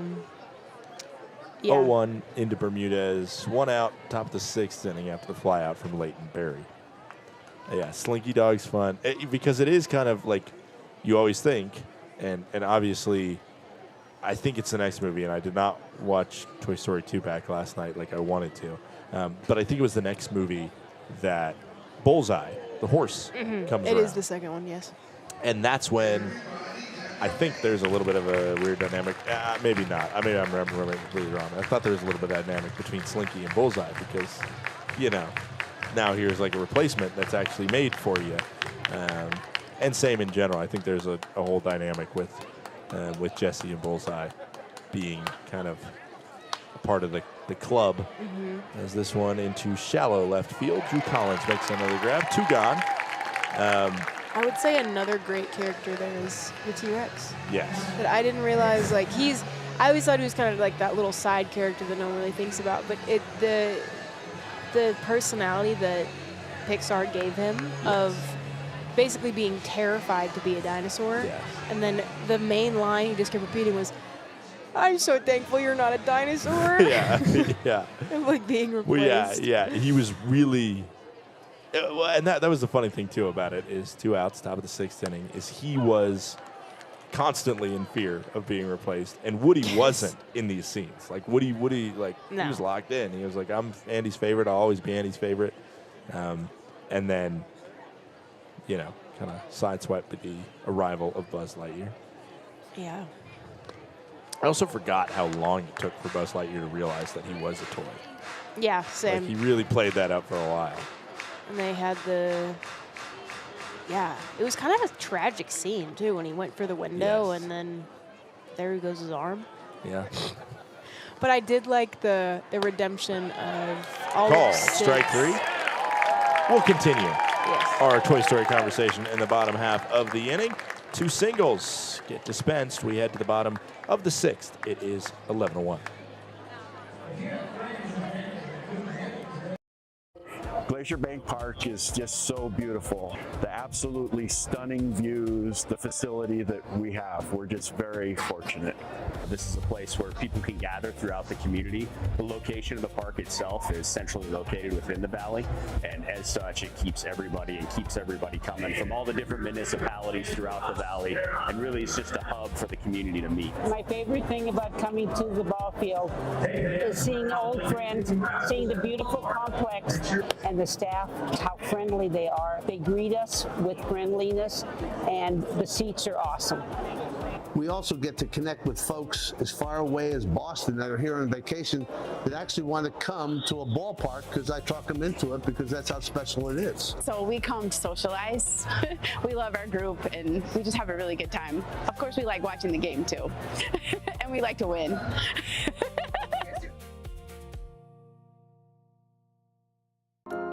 At Johns Manville, what we build starts with who we are. We are people champions, listening first, putting customers and teams at the center of every decision. We're driven by passion, always going the extra mile, always pushing ideas further. We perform, setting higher standards, delivering stronger results, and creating lasting value.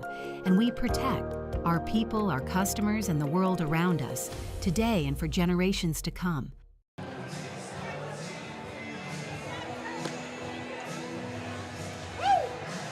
Welcome back. It's the bottom of the 6th inning, 11-1. Missoula leads Glacier. Due up this half inning. It's 3, 4, and 5. Hornung, Millen, and Ratfield. Scott Gladstone alongside Lauren Hill. Lauren, you were saying something right at the end of the top of the 6th inning. Oh, that I liked the character redemption. Not really redemption, but more so character development of Sid's mishmatch toys. Yes.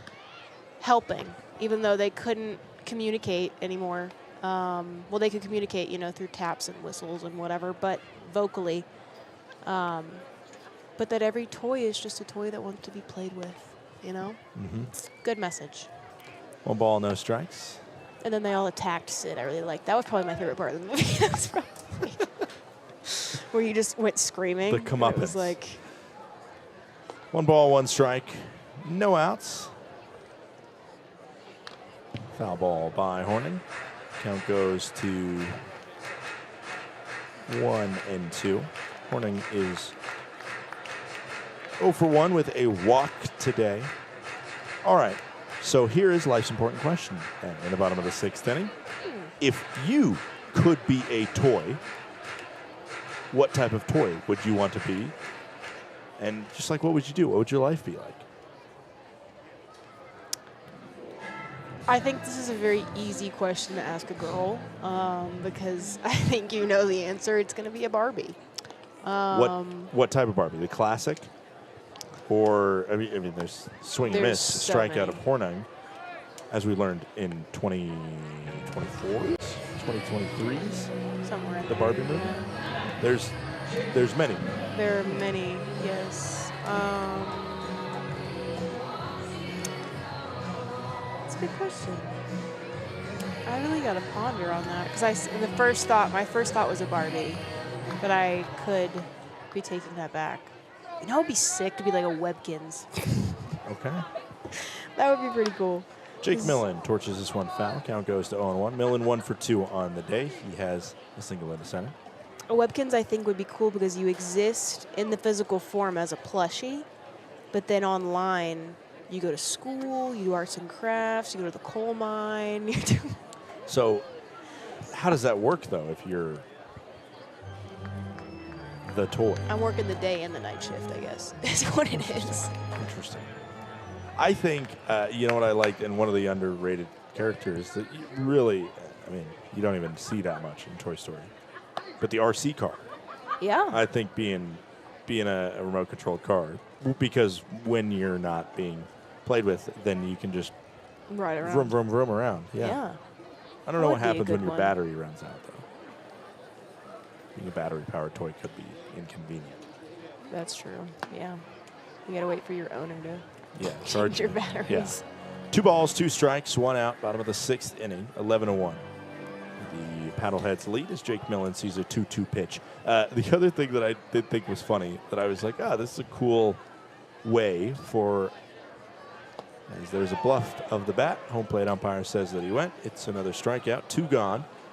I like in that movie that it provides like a fun explanation for kids who are watching it and go, man, I always lose my toys. Because it's usually just them misplacing it, forgetting where they put it. But now it's like, that could be what's happening. It's up and moving. Yeah, it's up and moving, and it ran out of the car while we were stopped at the gas station, and that's why I lost. Woody earbuds. It's that phrase that parents love to say where you think it grew legs and walked right out the door? Actually, this movie that there's going to be 5 of soon, or 6? Is it the 6th one or 5th one? 5. Okay. Sorry. 6 will be out. Sorry. I couldn't remember which one Sporky was. That was 4 or 5. I believe he's in the 5th movie, though. Okay. You didn't see Sporky? You didn't see the 4th one? Toy Story 3 and 4, if I have seen them, they're very shaky. But I don't think I've seen them. Yeah, Toy Story. Sporky was, or that'd be Forky. No, I think it's Sporky. It's Sporky. It's a spork. Yeah. I've seen the picture of Sporky. Okay, yes. The little mustache and Yeah, the little hands. Yeah. Spork with stuff on it. Yeah. 1 ball, 2 strikes, 2 outs into Donovan Ratfield, bottom of the 6th inning. Ratfield 0 for 2. And it's downstairs, 2-2. Yeah, I mean, I'm excited because it feels like Toy Story 5 is really coming to a head with the technological revolution, you know? And I feel like there was a tablet in there of some sort. That's what I feel like is the plot line, is that one's down low and away. That is the toys going against technology, basically? Yes, I think that's what it is. Interesting. I like But it. I really should have done more research on that. But I am not part of the Pixar marketing department. 3 balls, 2 strikes, 2 outs. Pitch into Ratfield. Hit hard, but foul. As the lefty's warming up in the pen for the Range Riders. Jacob Hasty, presumably. Also noticing last night while watching it, the ending where Woody and Buzz plop right back into the box next to Andy in the car.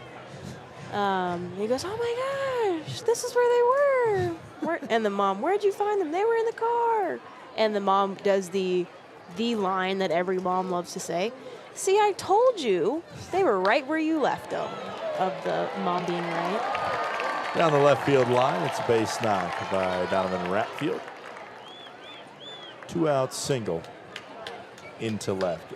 I mean, that's the funny thing too, because it's like it's the mom line of I told you so. I want an alternate telling of Toy Story from the human's perspective. You know, whether it's Andy's mom, whatever. Maybe Andy's mom's perspective specifically, as the rain has just started to come down. You might see some reactions in the background of the shots of people either throwing on stuff or working their way under the awning there. fans better realize they got to get into place for T-shirt toss, which we're going to have middle of the 8th inning with some special guests. Yes, I've been asked already by the kids over on the, I don't know, what do you call this? The green way over here? The dugout? No, the hill. The hill. The yes. hill. They're already begging you for T-shirts? They were asking, they were like, so we've heard there's something special happening. What are you throwing? I said, I don't know. I can't tell you. I don't know. Who'd they hear from? Who's I don't know, spreading these actually. rumors? I have no idea. But I will say the red cowboy hats have definitely been passed out because everybody is wearing one, and it is good to see. I'm seeing like a guy down here right off the road. With his hat? Yeah, with a baseball cap and then the red cowboy hat on. And the red cowboy hat does not fit. Like, that's doing permanent damage to it with an adult head in there. Yes. It kind of looks, with it on top of a hat like that, it kind of looks like a pirate hat in a way. Yeah, I see that. I can see that. Foul ball makes the count full on Tommy Rover. 3 balls, 2 strikes, 2 outs. Rover scores the only run of this game for the Range Riders today when he doubled and tagged up twice. Scored on the McLaughlin sac fly. Runner's going on a 3-2, and runner will get second because it's a ball 4 and a walk issued to Rover. Jacob Steele now stepping to the plate.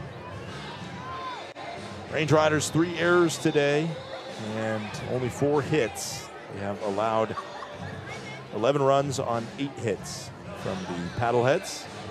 Weschler on 93 pitches trying to get through this 6th frame and set himself up for his first professional victory. Scott, did you say who your favorite Toy Story character was? My favorite Toy Story character. I know you said you'd want to be an RC car, but that doesn't mean it's your favorite. No. Rex is up there, man. I like him, yeah. It's a good one. Although, for the OG, the aliens are fun. The alien scene is. That's why. It's so fun. it's. I mean, it's just great. Like I think part of why the movie captures our hearts so much, and was such a hit, was because it found a really good way to capture the essence of certain toys, and the toy one that's is so good too. like the kind of arcade giveaway game toy, and just all being so good. obsessed and thinking that if you get picked out by the claw, it is your destiny. Yes, you're the chosen one. Congratulations. Swing and a miss there as a strikeout ends the frame. Lauren, thanks for joining us. And good luck braving the weather out there. Hopefully it was just a short little sprints. Thanks again, Lauren. Of course. Thank you for having me. And to infinity and beyond, Scott. To infinity and beyond, to the 7th inning and beyond we go on June 7th, 6-7. We head to the 7th. It's 11-1. When injuries occur, it can feel like your goals are out of reach. I'm Dr. Karen Purser, an orthopedic surgeon and sports medicine specialist at Logan Health. If you injure a joint, muscle, or bone, our orthopedics and sports medicine specialists are here to help. Our highly specialized surgeons, clinicians, and physical therapists offer innovative treatments and the latest minimally invasive procedures to help you recover and return to activity faster and stronger so that you can reach your goal.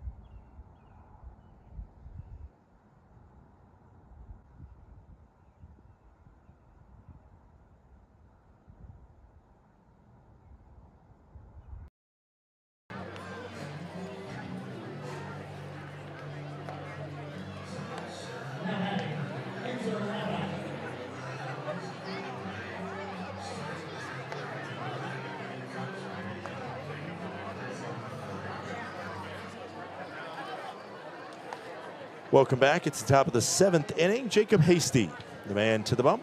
Hasty on the season has a 9.0 ERA, 6 innings pitched, and a called strike into Enzo Apodaca.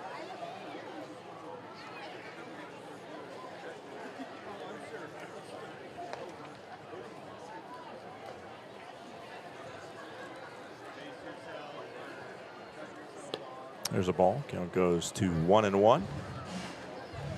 Range Riders trailing this contest by a score of 11-1. Range Riders did lose a contest 22-7 earlier this year, which is a more expanded margin than this one, as it's hit 2-6. Steele fires not in time at first base. The Doctor reaches on an infield single. Awfully close play over there.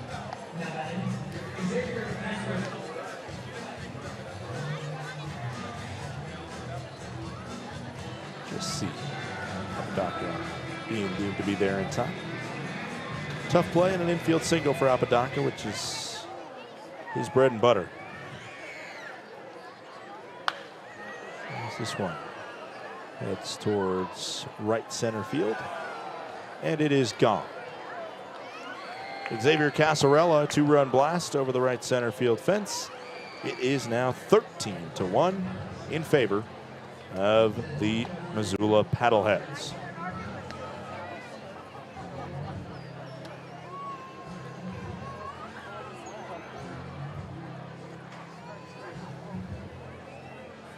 Tyler Stone stepping to the plate.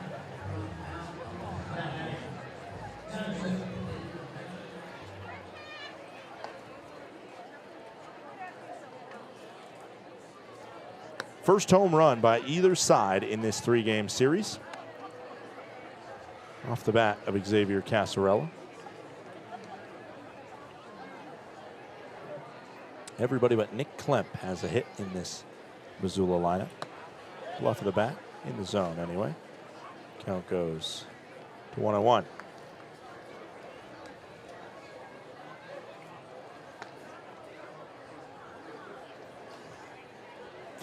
Missoula leads. As the ball misses, and it's 2 balls and 1 strike. No outs, top of the 7th. Range Riders will likely see a new pitcher, it looks like, in the bottom half of the frame. In the zone, 2-2.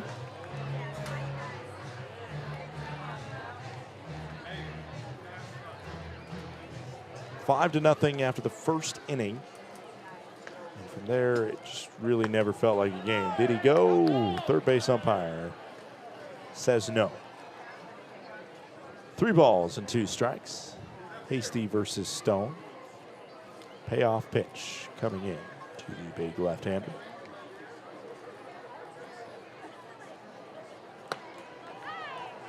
And it's ball 4 up and in. That was the first time that Hasty has had a home run hit off him in a long time. I don't have the numbers, but it has been a while.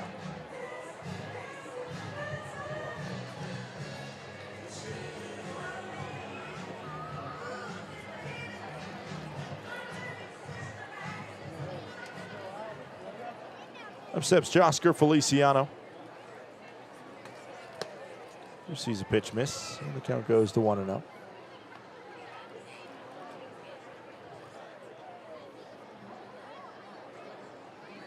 1-0 no out pitch into the catcher. Hit foul. Count goes to 1-1. Hasty on that infield single thanks to a very close call at first base, which I'm assuming if it was a closer game, you would have seen a bigger crowd reaction and more arguments from the Range Rider dugout.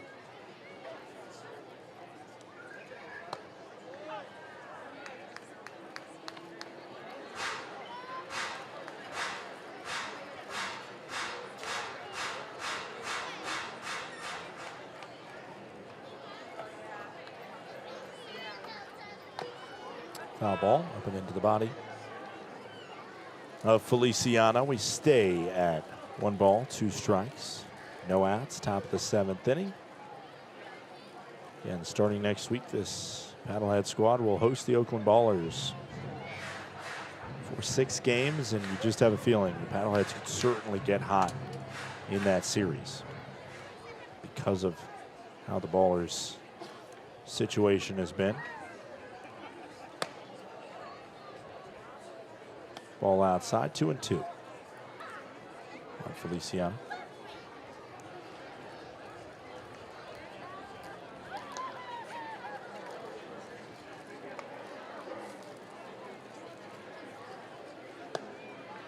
Did he go? No, says our home plate umpire. He did not ask down to first, which I think is good because it didn't seem like it went. We are full again. 3 balls and 2 strikes.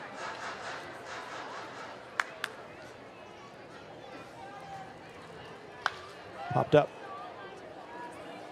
on the first base side. And the catch made by Kyle Ashworth. Wow.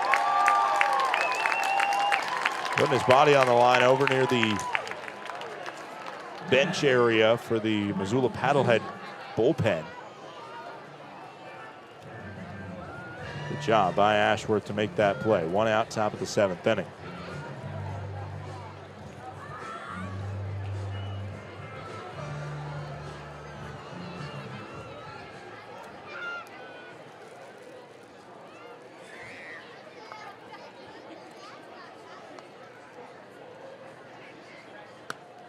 One out now is the first pitch into Kazuski. Misses, low and away. Kazuski on the day, he is 1 for 3. Reached on an error. Had a single up the middle his last time up and was stranded on the bases. Downstairs, 2 balls and no strikes.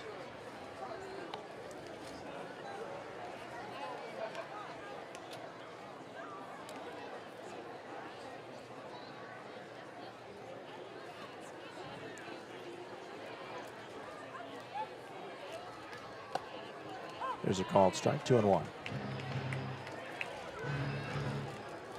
1 out, runner on first base and Stone. He's not stealing anytime soon, I did not assume.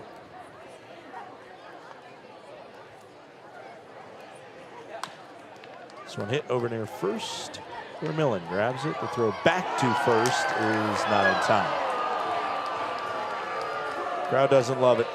I think it was probably the correct call. It's a 3-6 fielder's choice in your scorebook. Here comes Jeremy Piotkovich.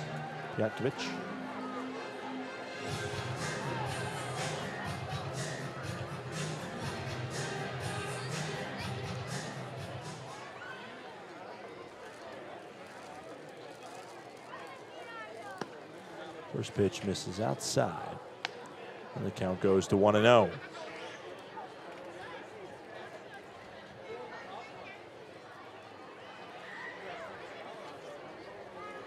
Piotkovich 2 for 2 today. 2 balls and no strikes. After that one missed down low.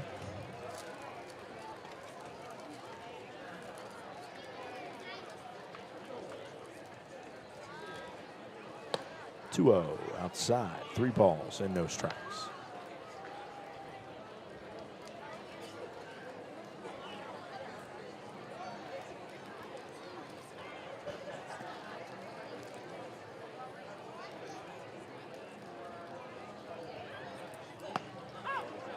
Needed a strike to avoid the walk, and he gets it.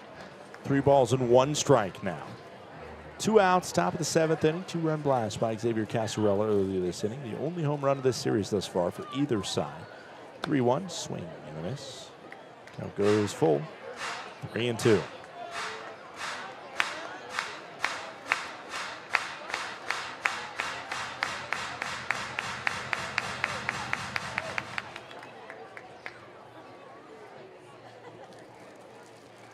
Payoff pitch coming in with a runner on first base in Kazuski. Swing and a miss. Strikeout ends the frame. We head to the 7th inning stretch. It is 13-1 Missoula.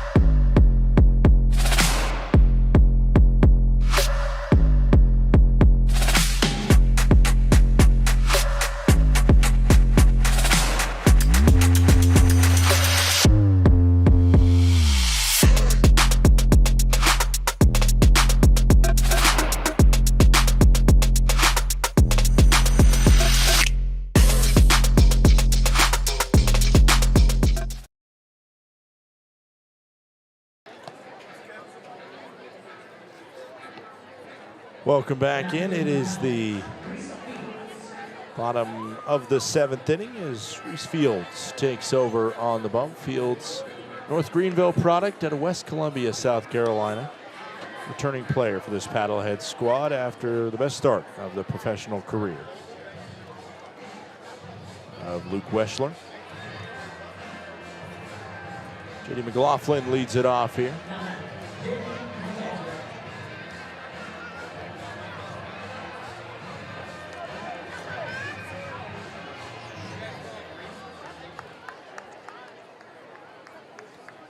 Reese Fields, 5.23 ERA on the season. As the first pitch misses, and the count goes to 1-0.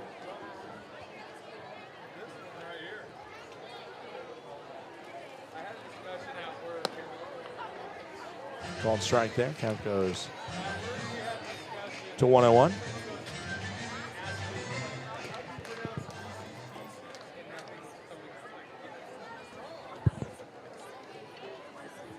Oh for 1, JD does have an RBI. This one down the right field line. Extra bases, possibly for JD, as he's got the speed to get in there to second.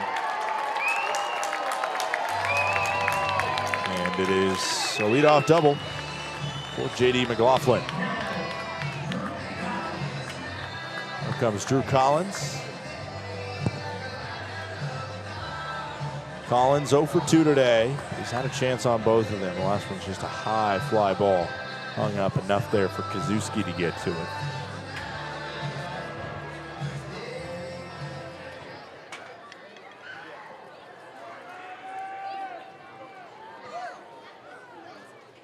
First pitch into Drew Collins. In the zone. Called strike. Count goes to 0-1.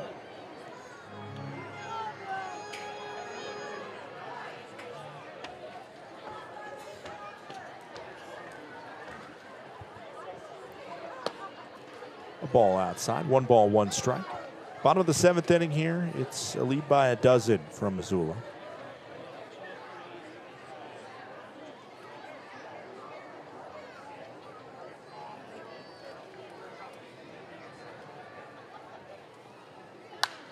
This one down the left field line. Caught. And not going to be enough to advance the runner. Another deep fly out from Drew Collins. And up comes Kyle Ashworth. Ashworth aware 0 for day. He has 2 flyouts to left himself.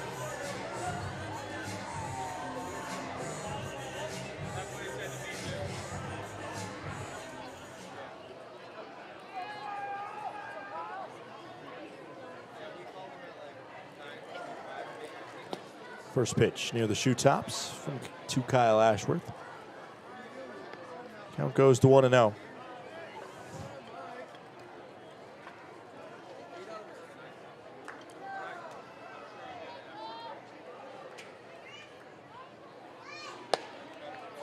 Here's a called strike. Count goes to 1-1.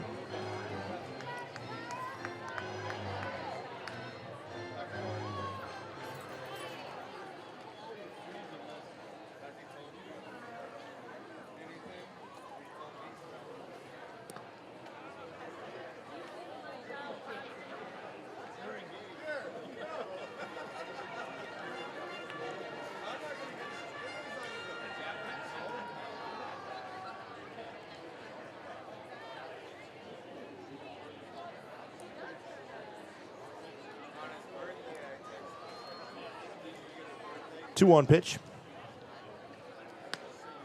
Make it 3-1.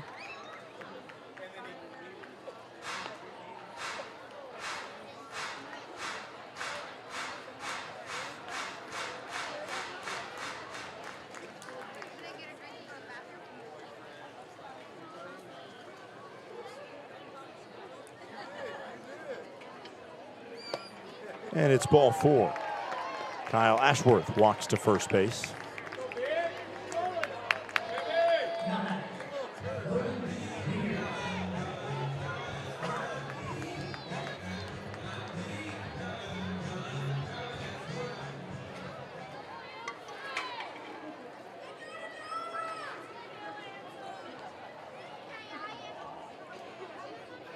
First pitch into Logan Beard is a called strike. Beard on the season, he is 1 for 3 tonight.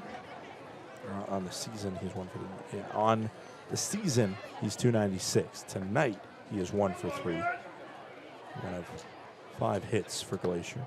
Ball outside. Count goes to 1-1.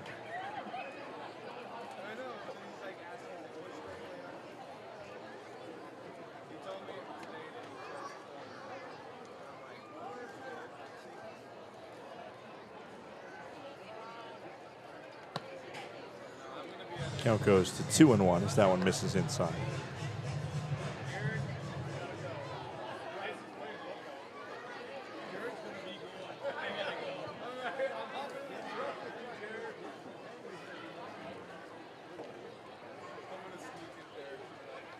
Swing and a miss. Count goes to 2-2.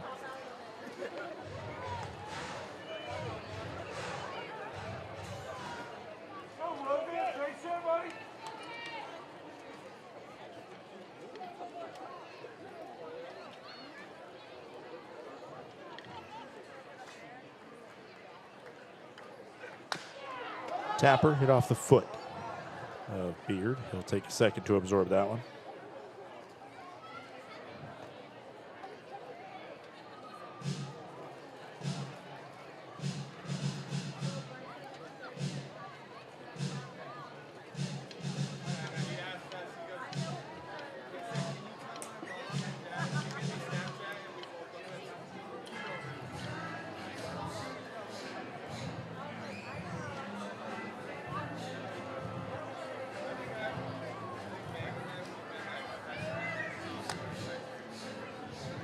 Beard back at it. After that one, wears it on the foot.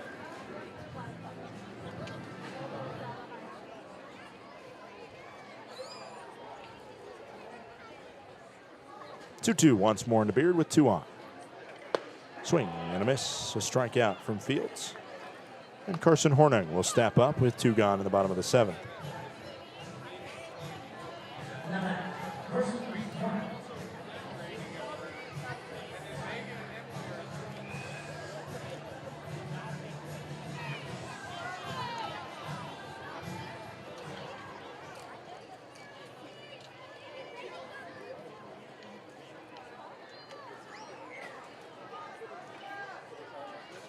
Hornung sees a first pitch strike there.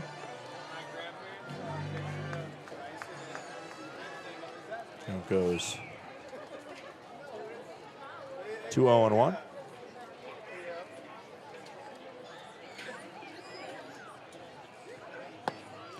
Make it 0-2 after that one hits the zone as well. McLaughlin leadoff double. A fly out from Collins and a strikeout from Beard. Have 2 outs on the board. The 0-2 2-out pitch into Hornung. Just scraped a piece of it.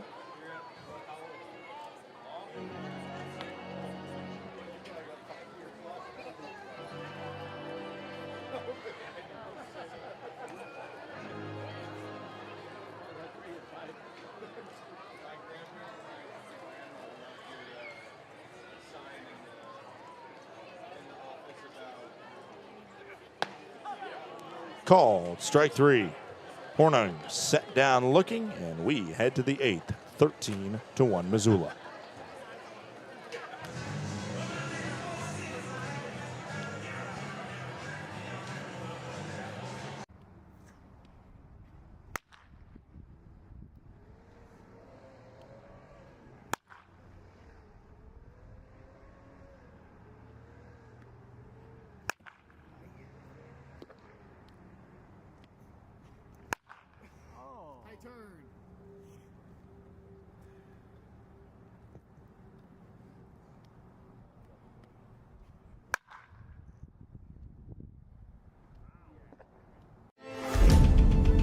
Numbness and tingling in the hand can make you lose your grip.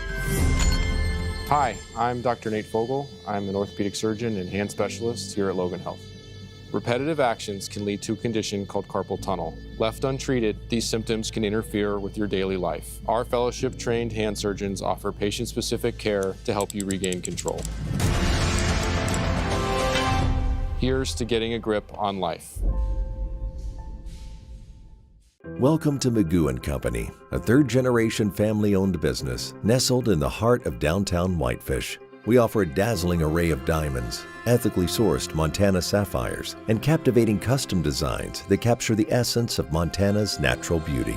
From jewelry design and appraisals to cleaning, repairs, and gemologist consulting, your satisfaction is our priority. Experience the magic of Magoo & Company and discover the perfect piece to celebrate life's special moments.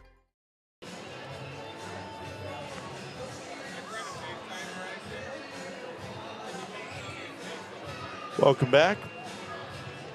It is the top of the 8th inning of play. Missoula leads 13-1 as Jacob Hasty back out there for another inning of work.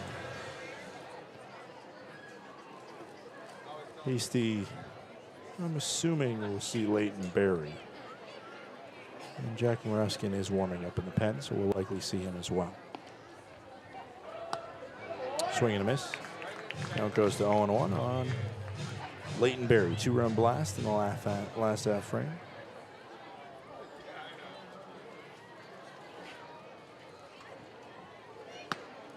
Called a strike. Count goes to 0-2. Range Riders right now have thrown 7 strikeouts. Biggest victory right now they could have is getting 3 over the final 2 frames and giving a row some free bowling. Swing and a miss. Hasty does a favor there. There is 8 strikeouts now by the Range Riders staff.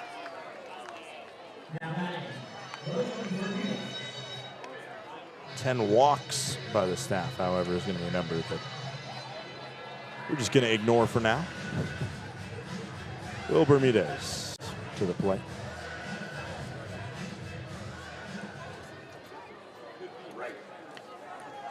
First pitch in to Bermudez.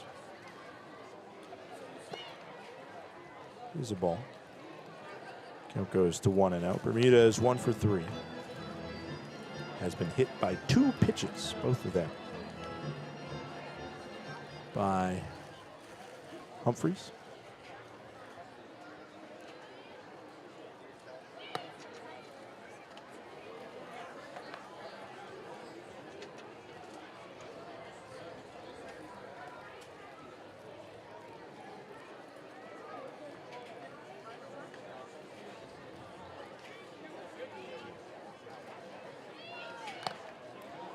Foul ball. Took a bad piece of Ratfield, but he'll take a second to walk it off.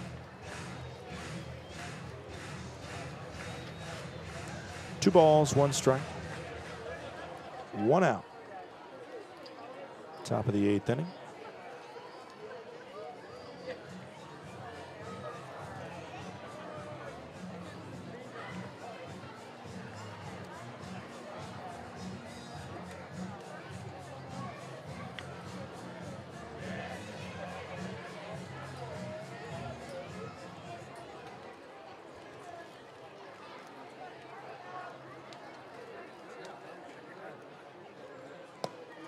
Called strike, 2-2.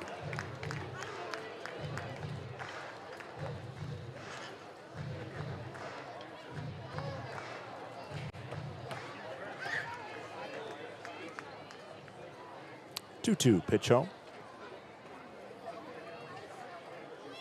Swing and a miss. That's the 9th strikeout of the day by the Range Riders.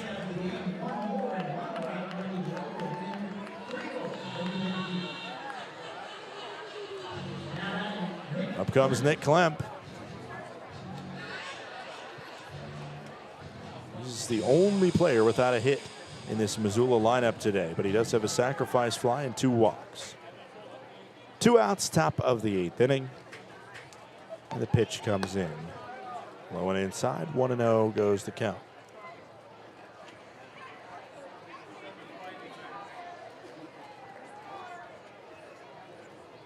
One-0, 2 outs, top of the 8th. Hasty fires home. In the zone, zipped in there. 2-run blast after an infield single on a very close play. I'm sure Hasty was still thinking about when that home run did get hit. Time taken by Klemp. 1-1. Pitch from Hasty to the Paddleheads DH. Swing and miss as he fans over the top of it. 1 ball, 2 strikes. And now with 2 strikes on the board. 1 more. And a lucky row will get a...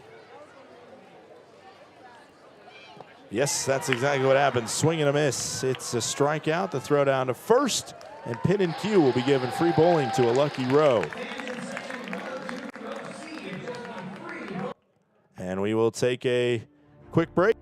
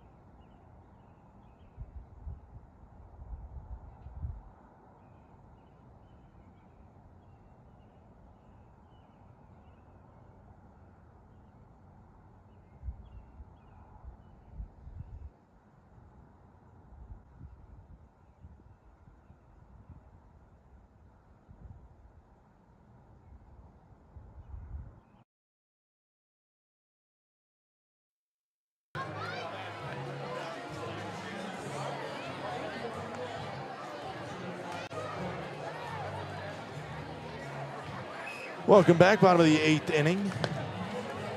Glacier Range Riders with a 13-1 deficit right now at the hands of the Missoula Paddleheads. It is 4, 5, and 6 due up in this half inning. Millen, Ratfield, and Rover.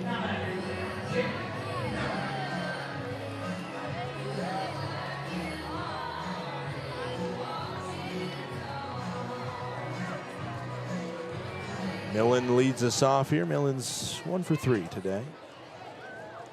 Reese Fields still out there on the other side.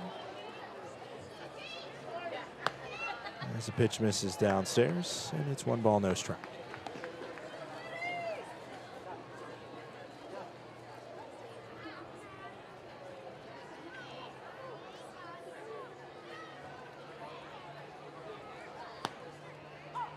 Called strike, count goes to 1-1.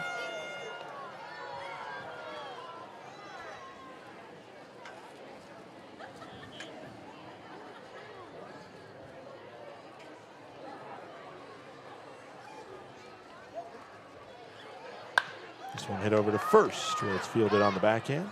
Flip to Fields covering is good for out number 1. 3-1 in your scorebook.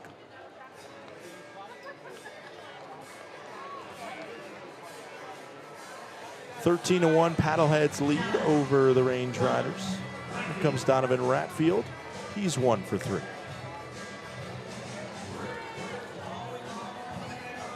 Range Riders 5 hits to Missoula's 10 in this Sunday afternoon's contest. Range Riders coming into the day undefeated on Sundays. It looks to be a tall task to avoid that still being the case.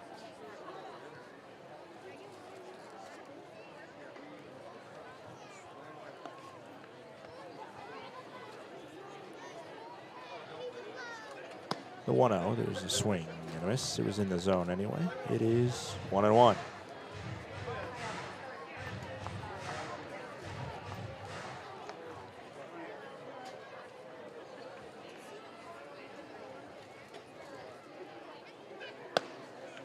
Also in the zone, it's 1-2 now. Bradfield singled into left field earlier this game.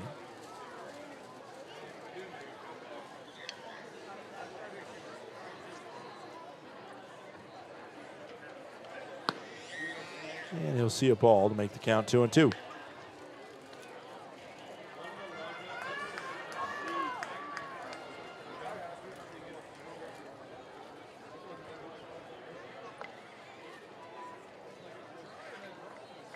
Two-two pitch into the Range Rider catcher, just over the head of the second baseman Bermudez, and a base knock by Ratfield. Moves to 2 for 4 on the day. Does Donovan. As Tommy Rover with a double and the only run scored steps in. Range Riders do have 4 walks today, which is a pretty high number considering what it's felt like.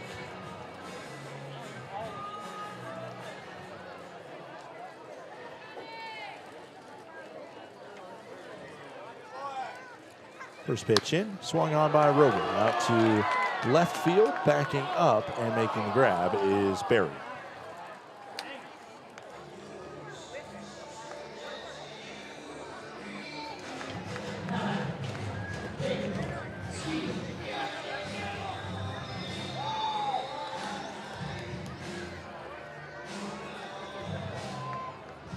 Up comes Jacob Steele now. Steele 0 for 3. In this contest, 2 strikeouts swinging the last 2 times up for him.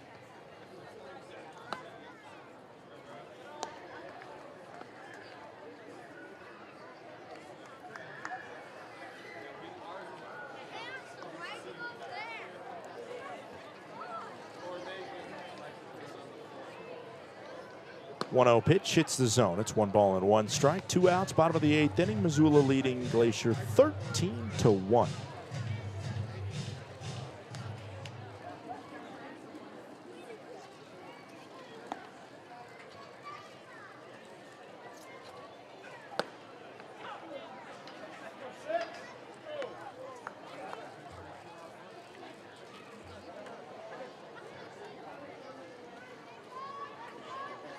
One ball, 2 strikes.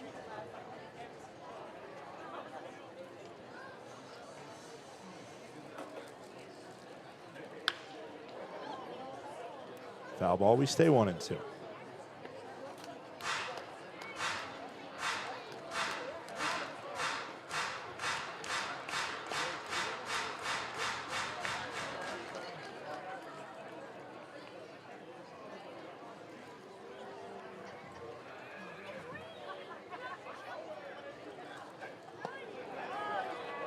And there's a swing and a miss for out number 3. We head to the 9th. It's 13-1. Missoula leads.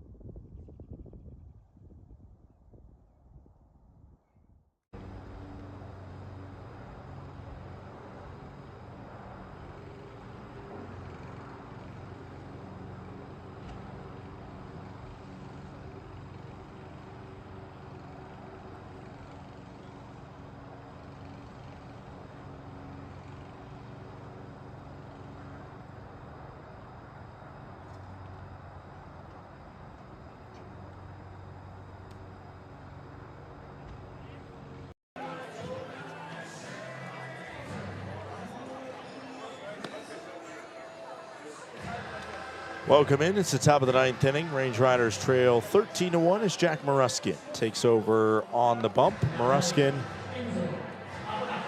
coming off of, it's really not even close. It was his worst outing on Friday night because he was lights out in his previous outings before that. Bumped his ERA, Maruskin up to 5.4 in this young season. Ball upstairs, and the count goes to 1-0.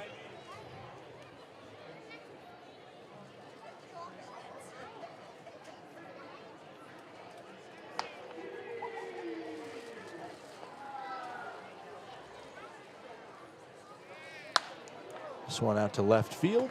Moving over is Drew Collins, and he makes the grab in foul territory for out number 1.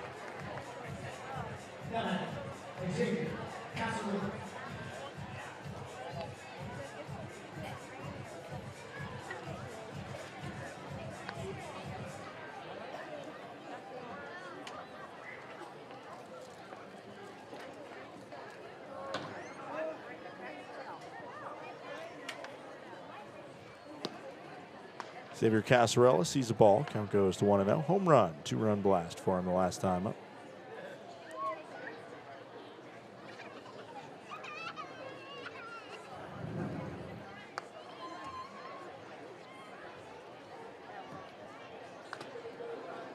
Foul ball.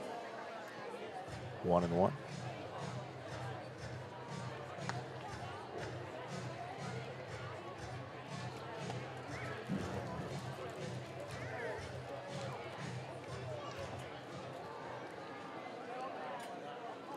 Final line for Hasty, who allowed the 2-run blast to Casarella. 2 innings pitched, 2 hits, 2 runs, 4 strikeouts, and 1 walk. 2 balls and 1 strike now.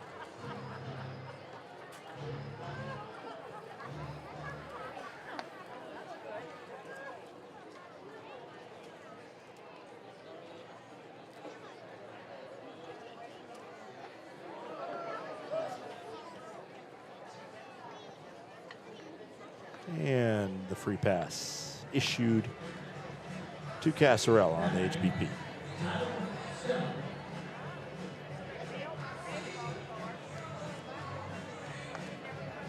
Missed on the breaker. 79 up and in. 1 out, up comes Tyler Stone.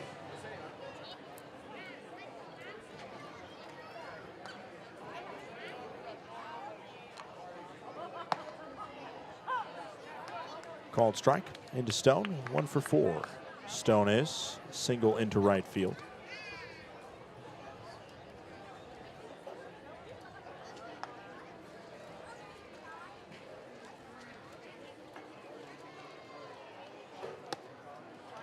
This one skips to the backstop.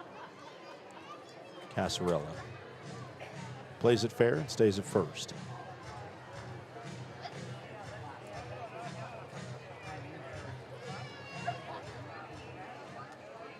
One ball, 1 strike, and 1 out.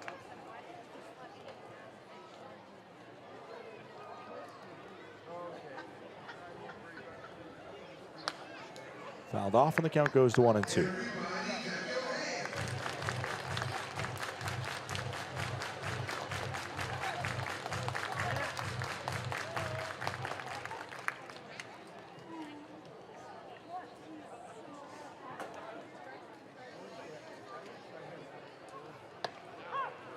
Called strike 3, and a challenge coming from Stone. It'll be overturned to a ball.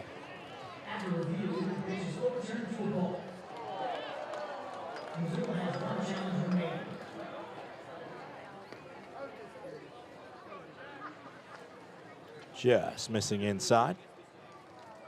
Count goes to 2-2.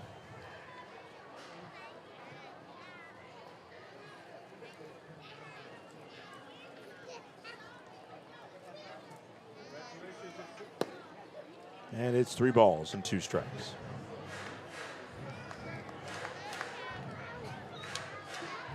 Casarella on first base, Maruskin on the bump, Stone at the plate.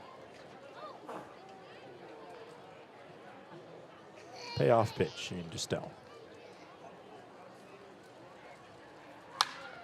Up the middle, grabbed by Steele, and an on-target throw to first base is good for out number 2.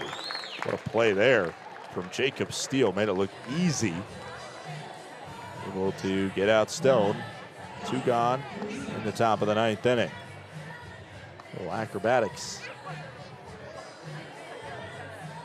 from the Range Rider shortstop. Casarella does advance to second base.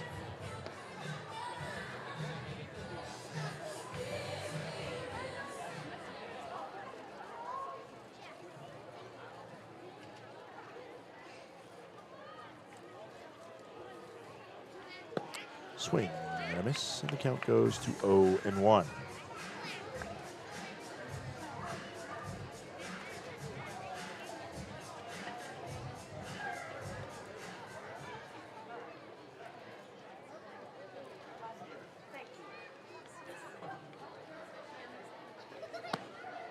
Another strike. No balls, 2 strikes, 2 outs, top of the 9th. Runner on second and Casarella.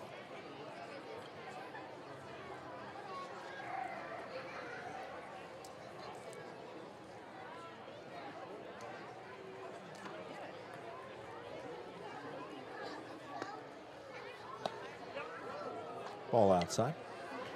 1-2.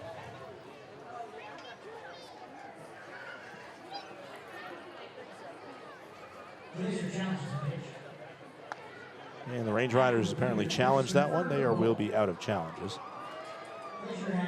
After that one did for sure miss outside.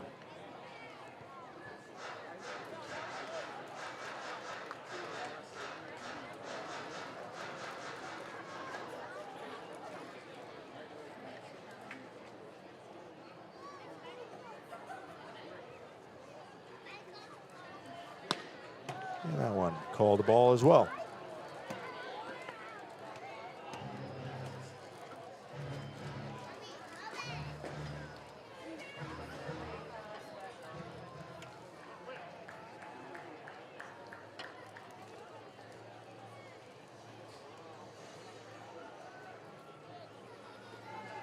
Two. Swing and a miss. Tagged the batter, finished it off, and Maruskin throws a blank in the 9th. It is 13-1 Missoula as we head to the bottom. And the last chance for the Glacier Range Riders in the 9th inning. Thinking about where to host your next office event? Book the indoor event space at Glacier Bank Park. With a capacity up to 145 people, our indoor event space is a flexible, year-round venue ideal for accommodating receptions, conferences, and holiday parties. The spacious layout boasts impressive stadium and mountain views, providing the perfect setting for guests to mingle, network, and celebrate. Book your office party today at glacierbankpark.com. When injuries occur, it can feel like your goals are out of reach. I'm Dr. Karen Purser, an orthopedic surgeon and sports medicine specialist at Logan Health. If you injure a joint, muscle, or bone, our orthopedics and sports medicine specialists are here to help. Our highly specialized surgeons, clinicians, and physical therapists offer innovative treatments and the latest minimally invasive procedures to help you recover and return to activity faster and stronger so that you can reach your goal. Welcome to Magoo & Company, a third-generation family-owned business nestled in the heart of downtown Whitefish. We offer a dazzling array of diamonds, ethically sourced Montana sapphires, and captivating custom designs that capture the essence of Montana's natural beauty. From jewelry design and appraisals to cleaning, repairs, and gemologist consulting, your satisfaction is our priority. Experience the magic of Magoo & Company and discover the perfect piece to celebrate life's special moments.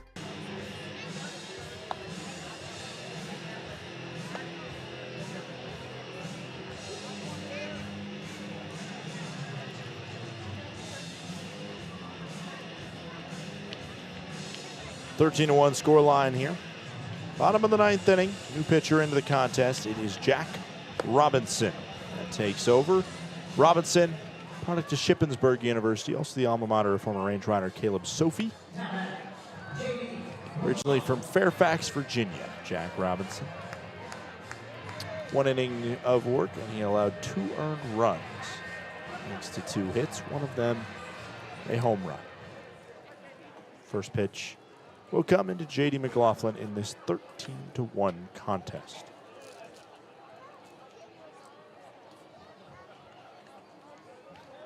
Time taken. It's a pitch clock violation on Robinson, who will try to configure his pitch comm.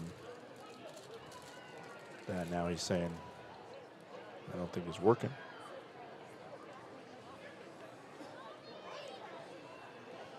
Nobody comes to his aid, so he'll just continue to fidget with his hat until he figures it out.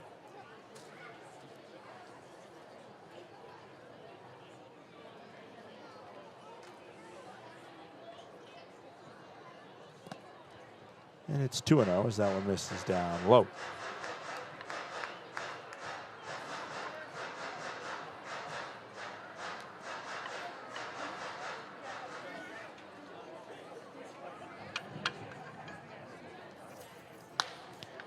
Threw up the middle, grabbed by the shortstop Yakovich, and the throw to first is in time. It's a ground out, 1 gone.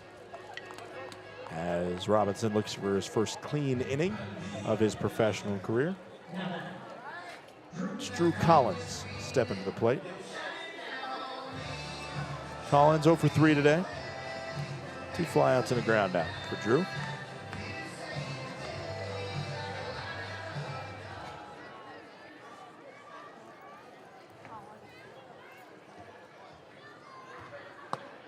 First pitch is a called strike, and the count goes to 0-1.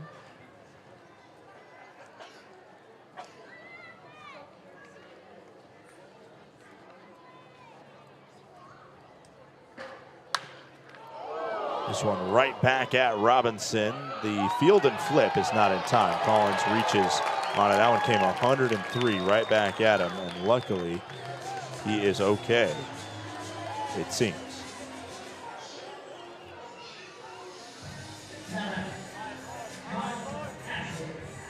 Kyle Ashworth stepping to the plate as I think Mike Schlack's going to come out and have a quick conversation just to check on his pitcher. Line drive right back at him at 103 miles per hour, and he quickly waves it off.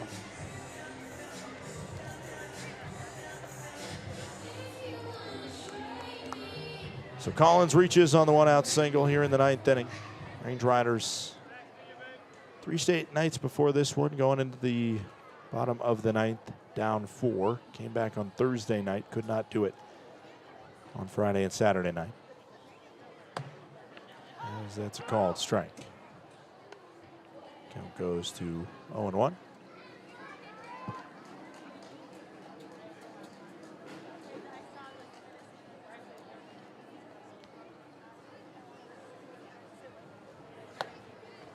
A ball makes him 1-1.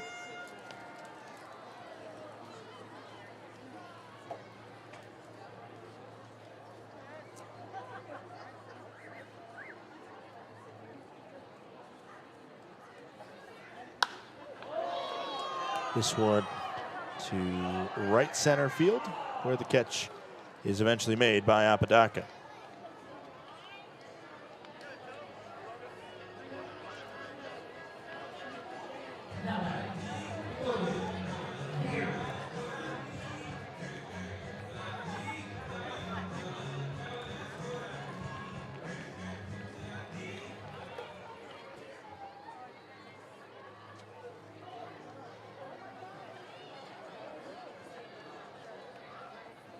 Two outs, bottom of the 9th inning. That one misses, and the count goes to 1-0.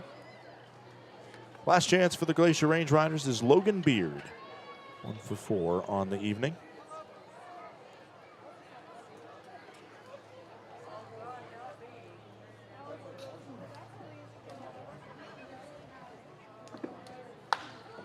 And he sends it sky high. And backtracking, a second baseman Bermudez makes the grab as he tumbles to this ground, and that's the ball game. Range Riders fall in this one 13-1. We head to the post-game show.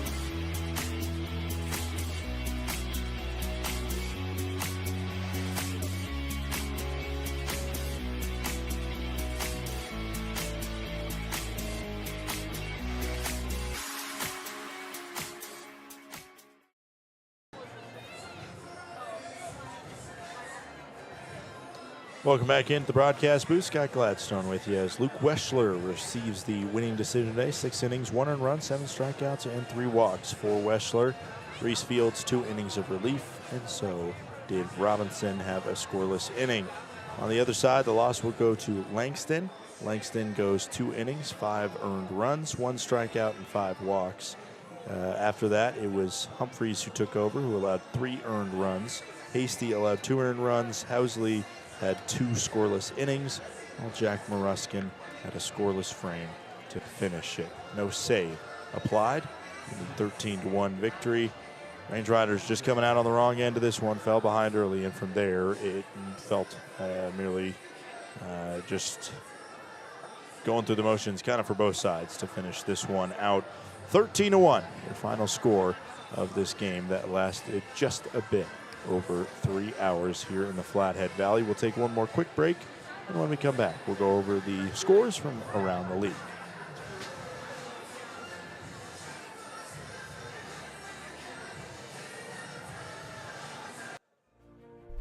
Need a space that offers both a place to dine and an area to mingle in style?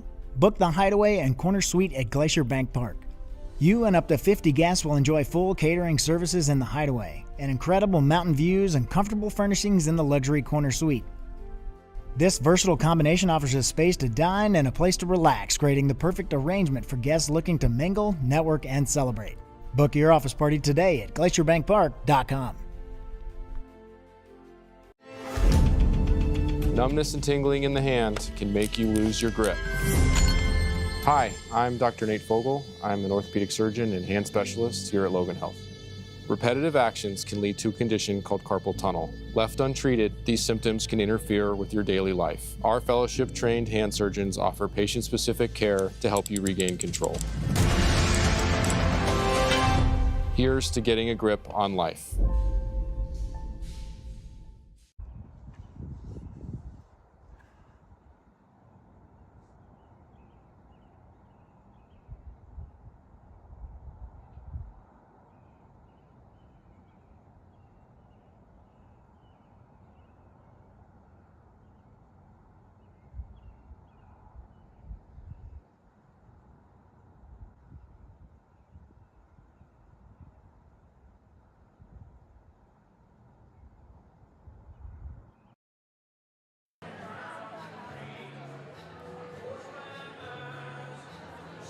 Welcome back. It's the final score of 13-1 here as the Paddleheads complete the sweep over the Glacier Range Riders. As we take a look around the league to finish this broadcast off, see the final scores on this Sunday. Modesto beats Yuba Sutter by a score of 6-3. Billings beats Boise 12-2. Ogden up 8-4 on Idaho Falls as they look to kind of complete the full bounce back from a rough start to their season thanks to a get-right series against the Chuckers. 2-2 between the Coast and the Mobiles in the bottom of the 8th inning. And Great Falls leads Oakland 12-6 in the Electric City. That'll do it for today's broadcast. I'll talk back with you on Tuesday from Great Falls, Montana, where the Range Riders will match up with from Billings, Montana, where the Range Riders will match up in Game 1 of a 6-game series with the Billings Mustangs. Final score of this contest, Range Riders 1, Missoula 13. Range Riders will look to bounce back against the second place Billings Mustangs on Tuesday night, 6:35 p.m. Mountain Time.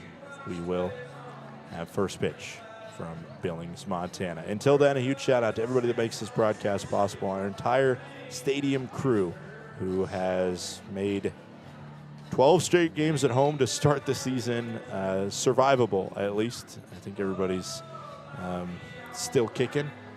Range Riders, production crews led out by Vicky over there in the production room. PK, shout out for filling in on the PA mic today, as well as always, Ryan, Avery, Janelle, Leighton, other Ryan on the music, and the rest of our incredible crew over there.